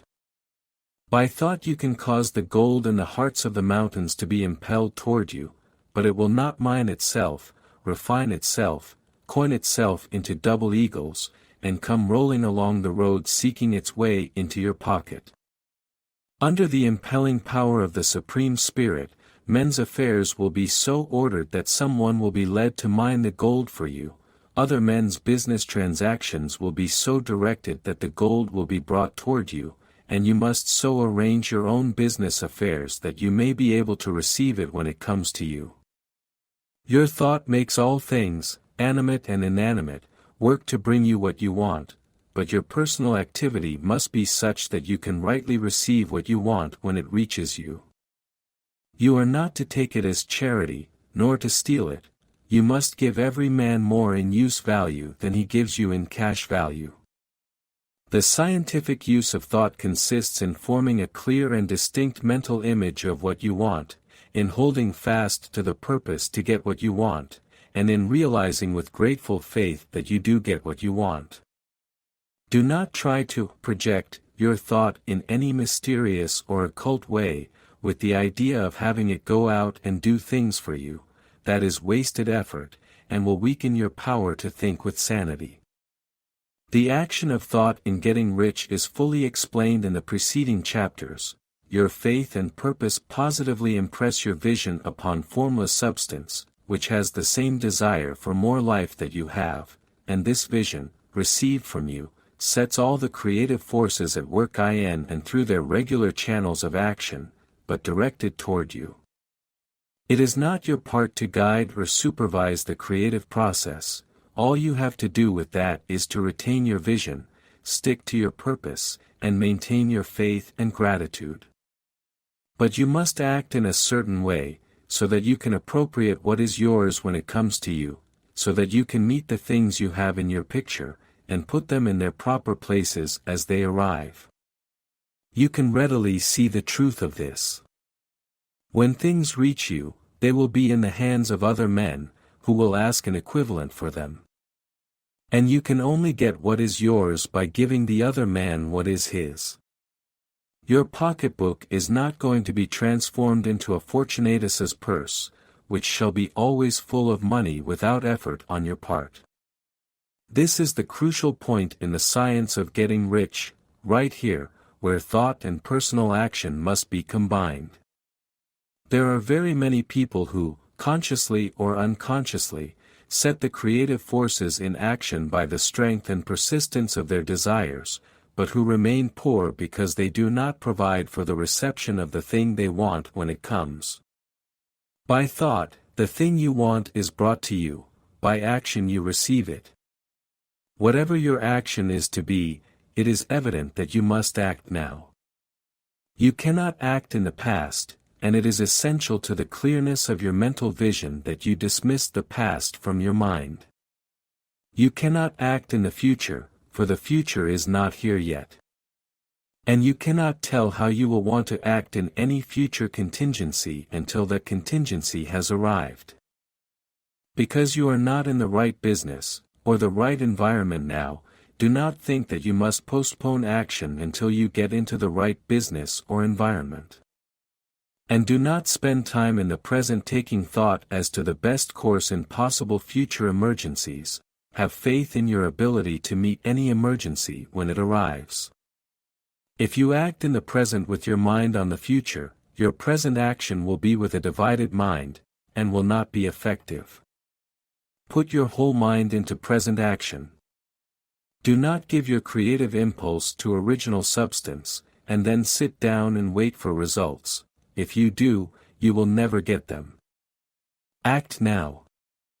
There is never any time but now, and there never will be any time but now. If you are ever to begin to make ready for the reception of what you want, you must begin now. And your action, whatever it is, must most likely be in your present business or employment, and must be upon the persons and things in your present environment. You cannot act where you are not, you cannot act where you have been, and you cannot act where you are going to be, you can act only where you are. Do not bother as to whether yesterday's work was well done or ill done, do today's work well. Do not try to do tomorrow's work now, there will be plenty of time to do that when you get to it. Do not try, by occult or mystical means, to act on people or things that are out of your reach.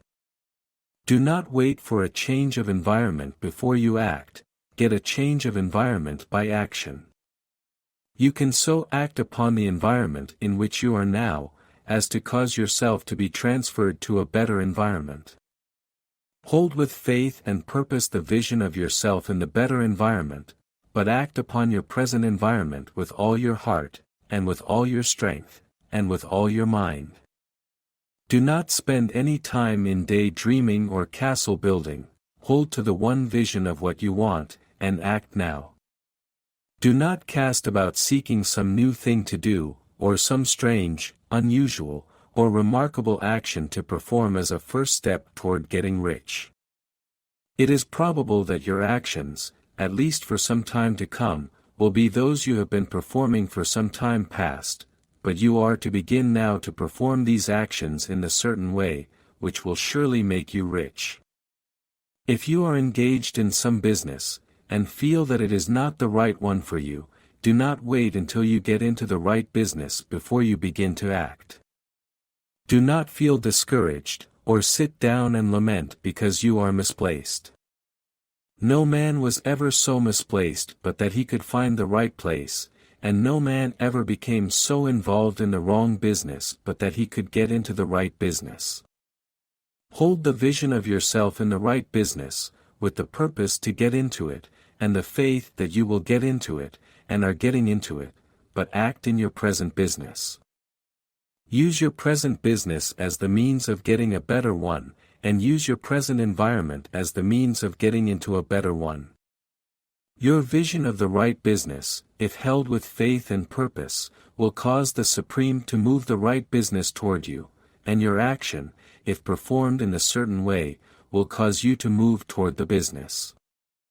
If you are an employee, or wage earner, and feel that you must change places in order to get what you want, do not project your thought into space and rely upon it to get you another job.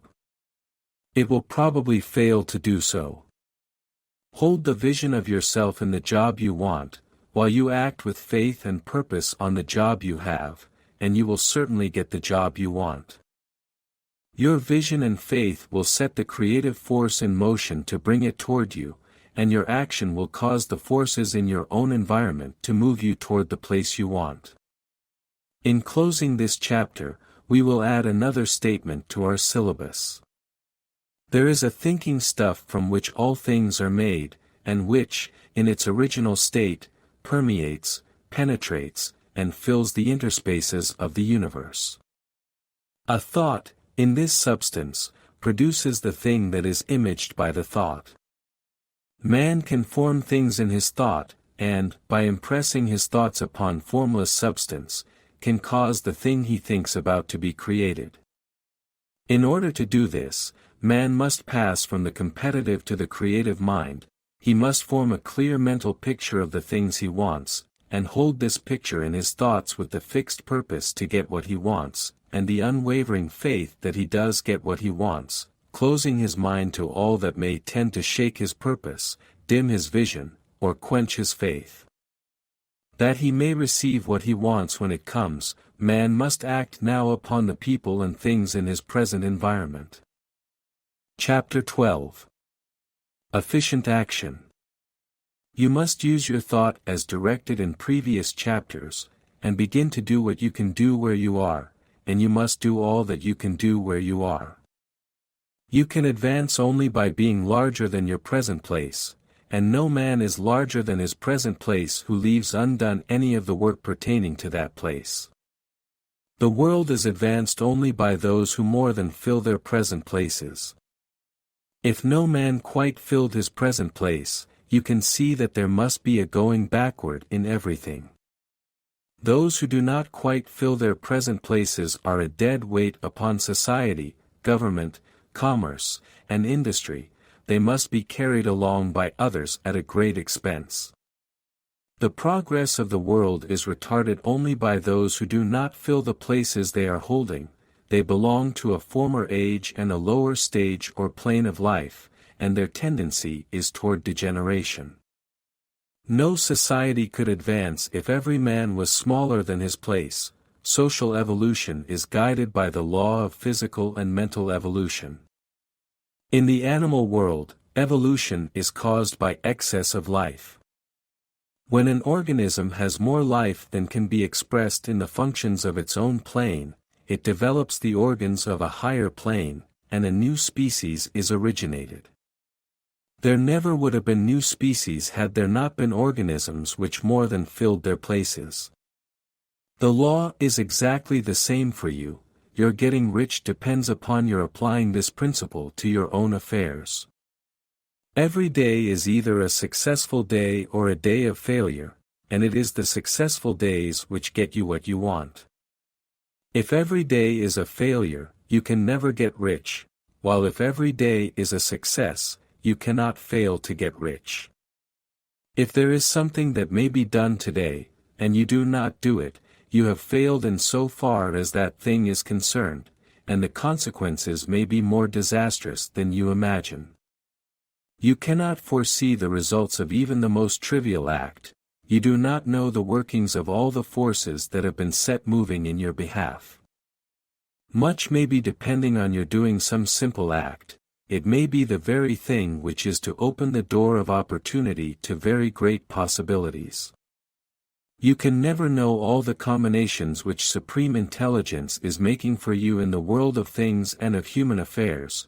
Your neglect or failure to do some small thing may cause a long delay in getting what you want. Do, every day, all that can be done that day. There is, however, a limitation or qualification of the above that you must take into account. You are not to overwork, nor to rush blindly into your business in the effort to do the greatest possible number of things in the shortest possible time. You are not to try to do tomorrow's work today, nor to do a week's work in a day. It is really not the number of things you do, but the efficiency of each separate action that counts. Every act is, in itself, either a success or a failure. Every act is, in itself, either effective or inefficient. Every inefficient act is a failure, and if you spend your life in doing inefficient acts, your whole life will be a failure. The more things you do, the worse for you, if all your acts are inefficient ones. On the other hand, every efficient act is a success in itself, and if every act of your life is an efficient one, your whole life must be a success. The cause of failure is doing too many things in an inefficient manner, and not doing enough things in an efficient manner. You will see that it is a self-evident proposition that if you do not do any inefficient acts, and if you do a sufficient number of efficient acts, you will become rich. If, now, it is possible for you to make each act an efficient one, you see again that the getting of riches is reduced to an exact science, like mathematics. The matter turns, then, on the question whether you can make each separate act a success in itself. And this you can certainly do. You can make each act a success, because all power is working with you, and all power cannot fail. Power is at your service, and to make each act efficient you have only to put power into it. Every action is either strong or weak, and when every one is strong, you are acting in the certain way which will make you rich. Every act can be made strong and efficient by holding your vision while you are doing it, and putting the whole power of your faith and purpose into it. It is at this point that the people fail who separate mental power from personal action. They use the power of mind in one place and at one time, and they act in another place and at another time. So their acts are not successful in themselves, too many of them are inefficient. But if all power goes into every act, no matter how commonplace, every act will be a success in itself, and as in the nature of things every success opens the way to other successes, your progress toward what you want, and the progress of what you want toward you, will become increasingly rapid. Remember that successful action is cumulative in its results. Since the desire for more life is inherent in all things, when a man begins to move toward larger life, more things attach themselves to him, and the influence of his desire is multiplied. Do, every day, all that you can do that day, and do each act in an efficient manner. In saying that you must hold your vision while you are doing each act, however trivial or commonplace, I do not mean to say that it is necessary at all times to see the vision distinctly to its smallest details. It should be the work of your leisure hours to use your imagination on the details of your vision, and to contemplate them until they are firmly fixed upon your memory. If you wish speedy results, spend practically all your spare time in this practice. By continuous contemplation you will get the picture of what you want, even to the smallest details, so firmly fixed upon your mind, and so completely transferred to the mind of formless substance, that in your working hours you need only to mentally refer to the picture to stimulate your faith and purpose, and cause your best effort to be put forth. Contemplate your picture in your leisure hours until your consciousness is so full of it that you can grasp it instantly. You will become so enthused with its bright promises that the mere thought of it will call forth the strongest energies of your whole being. Let us again repeat our syllabus, and by slightly changing the closing statements bring it to the point we have now reached. There is a thinking stuff from which all things are made, and which, in its original state, permeates, penetrates, and fills the interspaces of the universe. A thought, in this substance, produces the thing that is imaged by the thought. Man can form things in his thought, and, by impressing his thought upon formless substance, can cause the thing he thinks about to be created. In order to do this, man must pass from the competitive to the creative mind, he must form a clear mental picture of the things he wants, and do, with faith and purpose, all that can be done each day, doing each separate thing in an efficient manner. Chapter 13.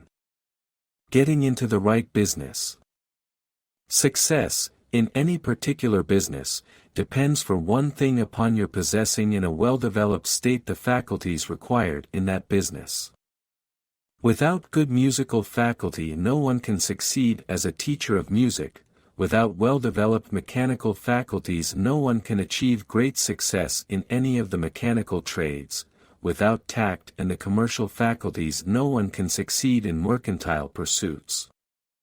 But to possess in a well-developed state the faculties required in your particular vocation does not ensure getting rich.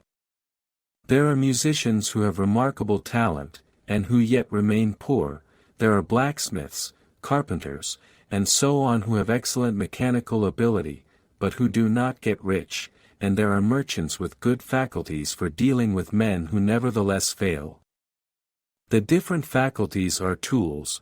It is essential to have good tools, but it is also essential that the tools should be used in the right way.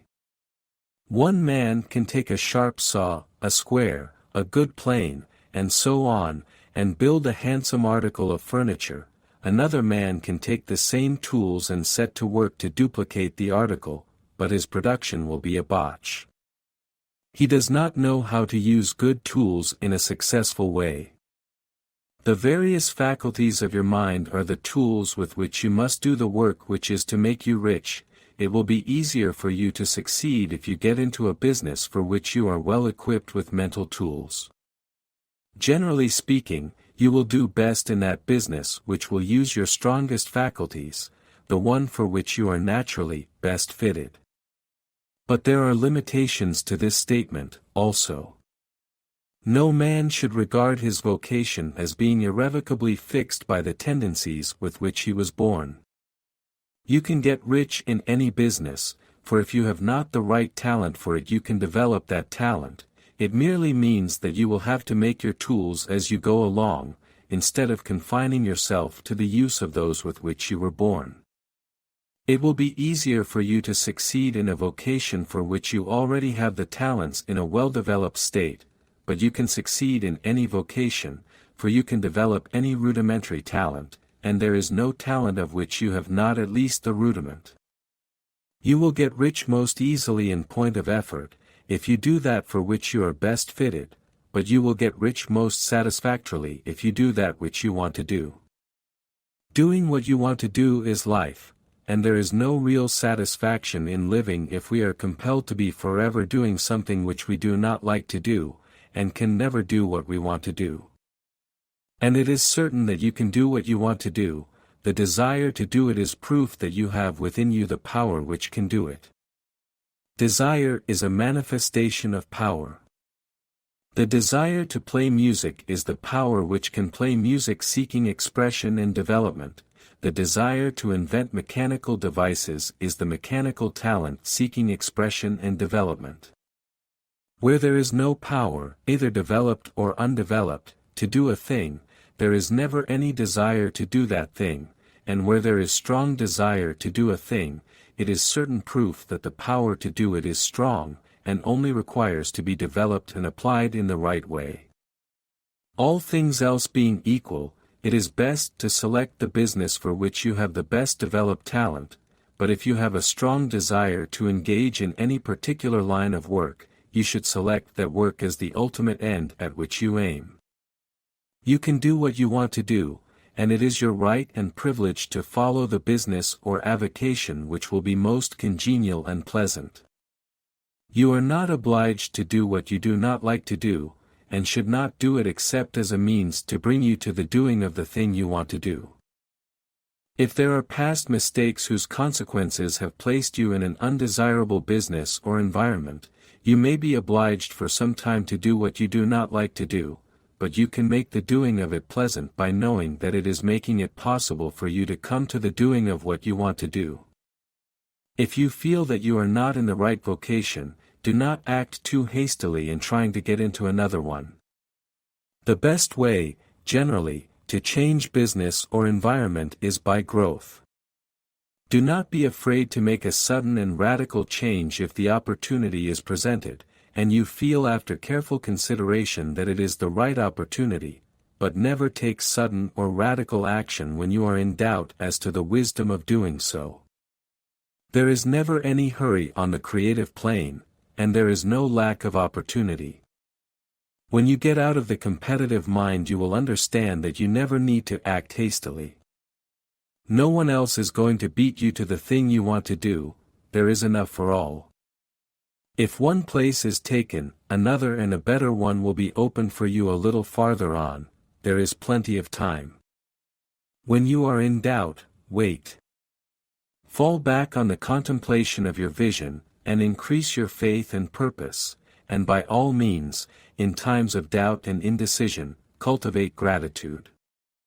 A day or two spent in contemplating the vision of what you want, and in earnest thanksgiving that you are getting it, will bring your mind into such close relationship with the Supreme that you will make no mistake when you do act.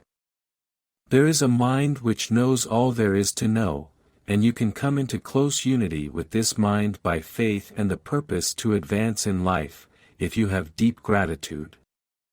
Mistakes come from acting hastily, or from acting in fear or doubt, or in forgetfulness of the right motive, which is more life to all, and less to none. As you go on in the certain way, opportunities will come to you in increasing number, and you will need to be very steady in your faith and purpose, and to keep in close touch with the All-Mind by reverent gratitude.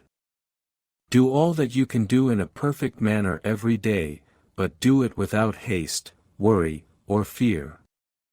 Go as fast as you can, but never hurry. Remember that in the moment you begin to hurry you cease to be a creator and become a competitor, you drop back upon the old plane again. Whenever you find yourself hurrying, call a halt, fix your attention on the mental image of the thing you want, and begin to give thanks that you are getting it. The exercise of gratitude will never fail to strengthen your faith and renew your purpose. Chapter 14. The impression of increase. Whether you change your vocation or not, your actions for the present must be those pertaining to the business in which you are now engaged. You can get into the business you want by making constructive use of the business you are already established in, by doing your daily work in a certain way. And in so far as your business consists in dealing with other men, whether personally or by letter, the key thought of all your efforts must be to convey to their minds the impression of increase. Increase is what all men and all women are seeking, it is the urge of the formless intelligence within them, seeking fuller expression.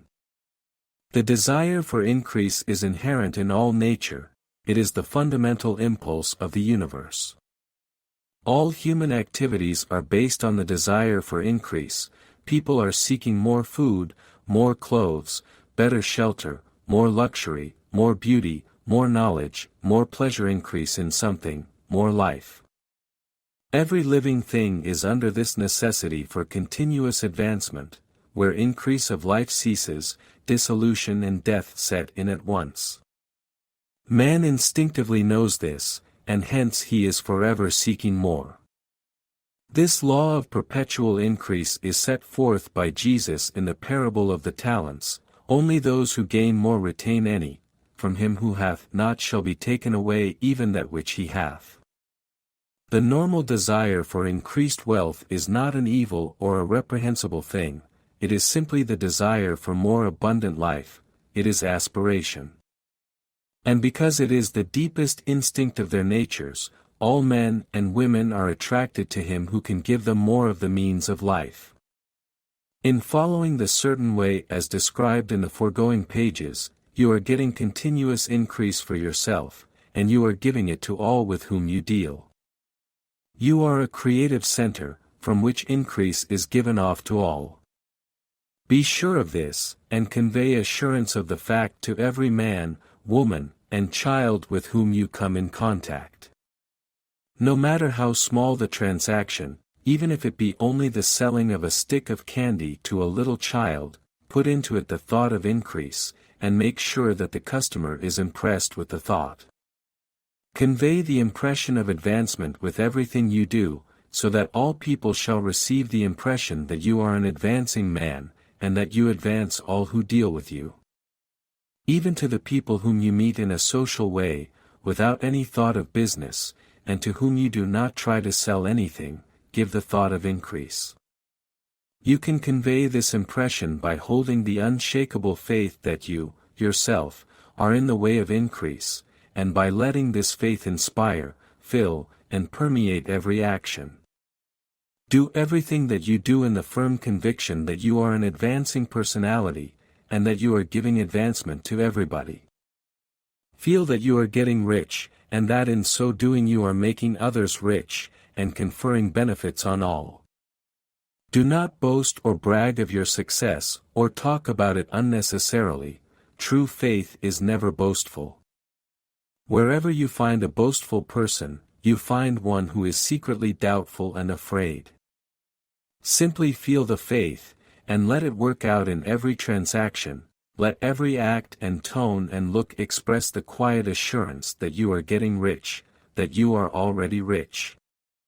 Words will not be necessary to communicate this feeling to others, they will feel the sense of increase when in your presence, and will be attracted to you again. You must so impress others that they will feel that in associating with you they will get increase for themselves. See that you give them a use value greater than the cash value you are taking from them. Take an honest pride in doing this, and let everybody know it, and you will have no lack of customers. People will go where they are given increase, and the Supreme, which desires increase in all, and which knows all, will move toward you men and women who have never heard of you. Your business will increase rapidly, and you will be surprised at the unexpected benefits which will come to you. You will be able from day to day to make larger combinations, secure greater advantages, and to go on into a more congenial vocation if you desire to do so. But in doing all this, you must never lose sight of your vision of what you want, or your faith and purpose to get what you want. Let me here give you another word of caution in regard to motives. Beware of the insidious temptation to seek for power over other men. Nothing is so pleasant to the unformed or partially developed mind as the exercise of power or dominion over others. The desire to rule for selfish gratification has been the curse of the world. For countless ages kings and lords have drenched the earth with blood in their battles to extend their dominions, this not to seek more life for all, but to get more power for themselves. Today, the main motive in the business and industrial world is the same: men marshal their armies of dollars, and lay waste the lives and hearts of millions in the same mad scramble for power over others. Commercial kings, like political kings, are inspired by the lust for power. Jesus saw in this desire for mastery the moving impulse of that evil world he sought to overthrow. Read the 23rd chapter of Matthew, and see how he pictures the lust of the Pharisees to be called master, to sit in the high places, to domineer over others, and to lay burdens on the backs of the less fortunate, and note how he compares this lust for dominion with the brotherly seeking for the common good to which he calls his disciples. Look out for the temptation to seek for authority, to become a master, to be considered as one who is above the common herd, to impress others by lavish display, and so on. The mind that seeks for mastery over others is the competitive mind, and the competitive mind is not the creative one. In order to master your environment and your destiny, it is not at all necessary that you should rule over your fellow men, and indeed, when you fall into the world's struggle for the high places, you begin to be conquered by fate and environment, and your getting rich becomes a matter of chance and speculation. Beware of the competitive mind. No better statement of the principle of creative action can be formulated than the favorite declaration of the late, Golden Rule, Jones of Toledo: "What I want for myself, I want for everybody." Chapter 15. The Advancing Man. What I have said in the last chapter applies as well to the professional man and the wage earner as to the man who is engaged in mercantile business. No matter whether you are a physician, a teacher, or a clergyman, if you can give increase of life to others and make them sensible of the fact, they will be attracted to you, and you will get rich. The physician who holds the vision of himself as a great and successful healer, and who works toward the complete realization of that vision with faith and purpose, as described in former chapters, will come into such close touch with the source of life that he will be phenomenally successful. Patients will come to him in throngs. No one has a greater opportunity to carry into effect the teachings of this book than the practitioner of medicine. It does not matter to which of the various schools he may belong, for the principle of healing is common to all of them, and may be reached by all alike. The advancing man in medicine, who holds to a clear mental image of himself as successful, and who obeys the laws of faith, purpose, and gratitude, will cure every curable case he undertakes, no matter what remedies he may use. In the field of religion, the world cries out for the clergyman who can teach his hearers the true science of abundant life. He who masters the details of the science of getting rich, together with the allied sciences of being well, of being great, and of winning love, and who teaches these details from the pulpit, will never lack for a congregation. This is the gospel that the world needs. It will give increase of life, and men will hear it gladly, and will give liberal support to the man who brings it to them. What is now needed is a demonstration of the science of life from the pulpit. We want preachers who can not only tell us how, but who in their own persons will show us how. We need the preacher who will himself be rich, healthy, great, and beloved, to teach us how to attain to these things, and when he comes he will find a numerous and loyal following. The same is true of the teacher who can inspire the children with the faith and purpose of the advancing life. He will never be out of a job. And any teacher who has this faith and purpose can give it to his pupils. He cannot help giving it to them if it is part of his own life and practice. What is true of the teacher, preacher, and physician is true of the lawyer, dentist, real estate man, insurance agent, of everybody. The combined mental and personal action I have described is infallible. It cannot fail. Every man and woman who follows these instructions steadily, perseveringly, and to the letter, will get rich. The law of the increase of life is as mathematically certain in its operation as the law of gravitation. Getting rich is an exact science. The wage earner will find this as true of his case as of any of the others mentioned. Do not feel that you have no chance to get rich because you are working where there is no visible opportunity for advancement, where wages are small and the cost of living high. Form your clear mental vision of what you want, and begin to act with faith and purpose. Do all the work you can do, every day, and do each piece of work in a perfectly successful manner. Put the power of success, and the purpose to get rich, into everything that you do. But do not do this merely with the idea of currying favor with your employer, in the hope that he, or those above you, will see your good work and advance you. It is not likely that they will do so. The man who is merely a good workman, filling his place to the very best of his ability, and satisfied with that, is valuable to his employer, and it is not to the employer's interest to promote him. He is worth more where he is. To secure advancement, something more is necessary than to be too large for your place. The man who is certain to advance is the one who is too big for his place, and who has a clear concept of what he wants to be, who knows that he can become what he wants to be, and who is determined to be what he wants to be. Do not try to more than fill your present place with a view to pleasing your employer. Do it with the idea of advancing yourself. Hold the faith and purpose of increase during work hours, after work hours, and before work hours. Hold it in such a way that every person who comes in contact with you, whether foreman, fellow workman, or social acquaintance, will feel the power of purpose radiating from you, so that everyone will get the sense of advancement and increase from you.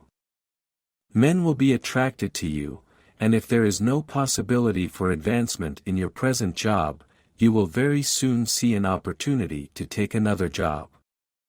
There is a power which never fails to present opportunity to the advancing man who is moving in obedience to law.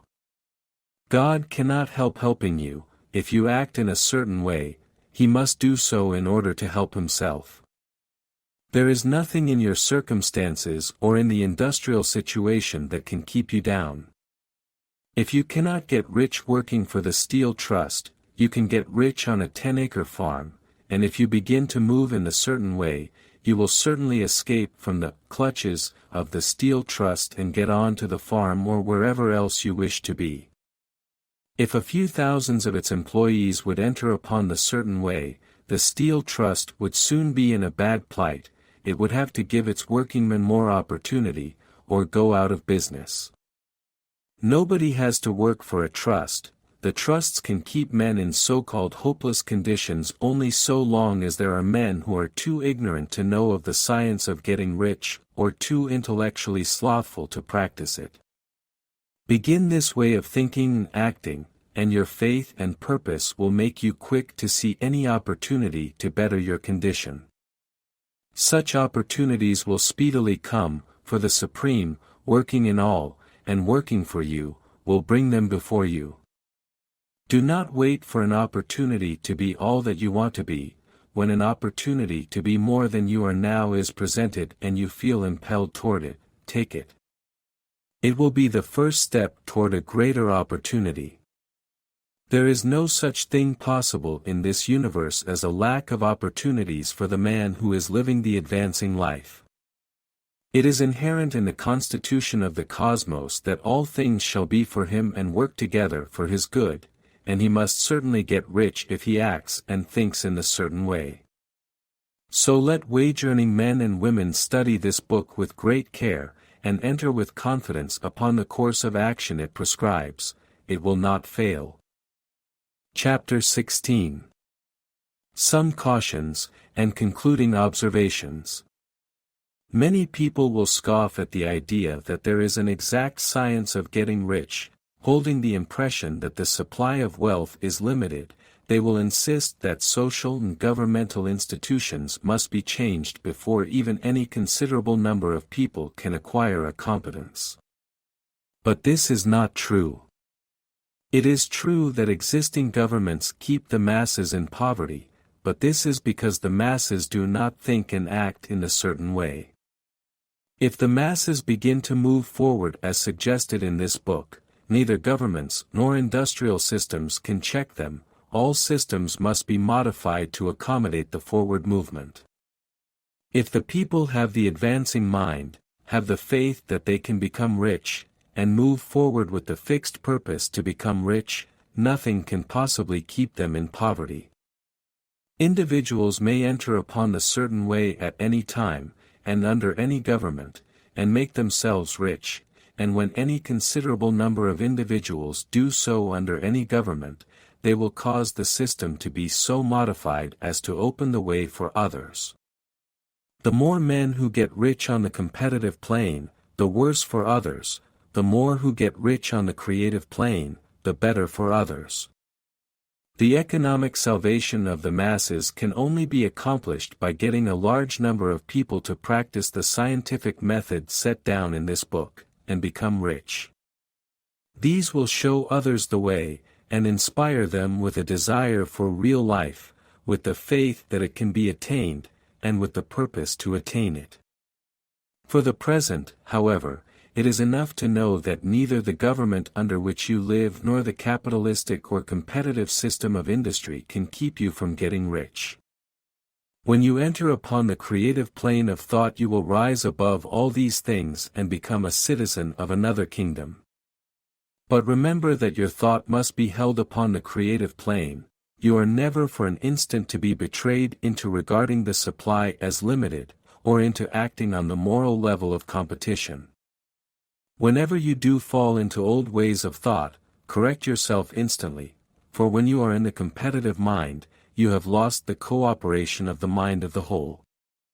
Do not spend any time in planning as to how you will meet possible emergencies in the future, except as the necessary policies may affect your actions today. You are concerned with doing today's work in a perfectly successful manner, and not with emergencies which may arise tomorrow. You can attend to them as they come. Do not concern yourself with questions as to how you shall surmount obstacles which may loom upon your business horizon, unless you can see plainly that your course must be altered today in order to avoid them. No matter how tremendous an obstruction may appear at a distance, you will find that if you go on in a certain way it will disappear as you approach it, or that a way over, through, or around it will appear. No possible combination of circumstances can defeat a man or woman who is proceeding to get rich along strictly scientific lines. No man or woman who obeys the law can fail to get rich, any more than one can multiply 2 by 2 and fail to get 4. Give no anxious thought to possible disasters, obstacles, panics, or unfavorable combinations of circumstances. It is time enough to meet such things when they present themselves before you in the immediate present, and you will find that every difficulty carries with it the wherewithal for its overcoming. Guard your speech. Never speak of yourself, your affairs, or of anything else in a discouraged or discouraging way. Never admit the possibility of failure, or speak in a way that infers failure as a possibility. Never speak of the times as being hard, or of business conditions as being doubtful. Times may be hard and business doubtful for those who are on the competitive plane, but they can never be so for you. You can create what you want, and you are above fear. When others are having hard times and poor business, you will find your greatest opportunities. Train yourself to think of and to look upon the world as a something which is becoming, which is growing, and to regard seeming evil as being only that which is undeveloped. Always speak in terms of advancement. To do otherwise is to deny your faith, and to deny your faith is to lose it. Never allow yourself to feel disappointed. You may expect to have a certain thing at a certain time, and not get it at that time, and this will appear to you like failure. But if you hold to your faith, you will find that the failure is only apparent. Go on in the certain way, and if you do not receive that thing, you will receive something so much better that you will see that the seeming failure was really a great success. A student of this science had set his mind on making a certain business combination which seemed to him at the time to be very desirable, and he worked for some weeks to bring it about. When the crucial time came, the thing failed in a perfectly inexplicable way. It was as if some unseen influence had been working secretly against him. He was not disappointed; on the contrary, he thanked God that his desire had been overruled, and went steadily on with a grateful mind. In a few weeks an opportunity so much better came his way that he would not have made the first deal on any account, and he saw that a mind which knew more than he knew had prevented him from losing the greater good by entangling himself with the lesser. That is the way every seeming failure will work out for you, if you keep your faith, hold to your purpose, have gratitude, and do, every day, all that can be done that day, doing each separate act in a successful manner. When you make a failure, it is because you have not asked for enough. Keep on, and a larger thing than you were seeking will certainly come to you. Remember this. You will not fail because you lack the necessary talent to do what you wish to do. If you go on as I have directed, you will develop all the talent that is necessary to the doing of your work. It is not within the scope of this book to deal with the science of cultivating talent, but it is as certain and simple as the process of getting rich. However, do not hesitate or waver for fear that when you come to any certain place you will fail for lack of ability. Keep right on, and when you come to that place, the ability will be furnished to you. The same source of ability which enabled the untaught Lincoln to do the greatest work in government ever accomplished by a single man is open to you. You may draw upon all the mind there is for wisdom to use in meeting the responsibilities which are laid upon you. Go on in full faith. Study this book. Make it your constant companion until you have mastered all the ideas contained in it. While you are getting firmly established in this faith, you will do well to give up most recreations and pleasures, and to stay away from places where ideas conflicting with these are advanced in lectures or sermons. Do not read pessimistic or conflicting literature, or get into arguments upon the matter. Do very little reading, outside of the writers mentioned in the preface. Spend most of your leisure time in contemplating your vision, and in cultivating gratitude, and in reading this book. It contains all you need to know of the science of getting rich, and you will find all the essentials summed up in the following chapter. Chapter 17. Summary of the Science of Getting Rich. There is a thinking stuff from which all things are made, and which, in its original state, permeates, penetrates, and fills the interspaces of the universe. A thought in this substance produces the thing that is imaged by the thought. Man can form things in his thought, and by impressing his thought upon formless substance can cause the thing he thinks about to be created. In order to do this, man must pass from the competitive to the creative mind, otherwise he cannot be in harmony with the formless intelligence, which is always creative and never competitive in spirit. Man may come into full harmony with the formless substance by entertaining a lively and sincere gratitude for the blessings it bestows upon him. Gratitude unifies the mind of man with the intelligence of substance, so that man's thoughts are received by the formless. Man can remain upon the creative plane only by uniting himself with the formless intelligence through a deep and continuous feeling of gratitude. Man must form a clear and definite mental image of the things he wishes to have, to do, or to become, and he must hold this mental image in his thoughts, while being deeply grateful to the Supreme that all his desires are granted to him. The man who wishes to get rich must spend his leisure hours in contemplating his vision, and in earnest thanksgiving that the reality is being given to him. Too much stress cannot be laid on the importance of frequent contemplation of the mental image, coupled with unwavering faith and devout gratitude. This is the process by which the impression is given to the formless, and the creative forces set in motion. The creative energy works through the established channels of natural growth, and of the industrial and social order. All that is included in his mental image will surely be brought to the man who follows the instructions given above, and whose faith does not waver. What he wants will come to him through the ways of established trade and commerce. In order to receive his own when it shall come to him, man must be active, and this activity can only consist in more than filling his present place. He must keep in mind the purpose to get rich through the realization of his mental image. And he must do, every day, all that can be done that day, taking care to do each act in a successful manner.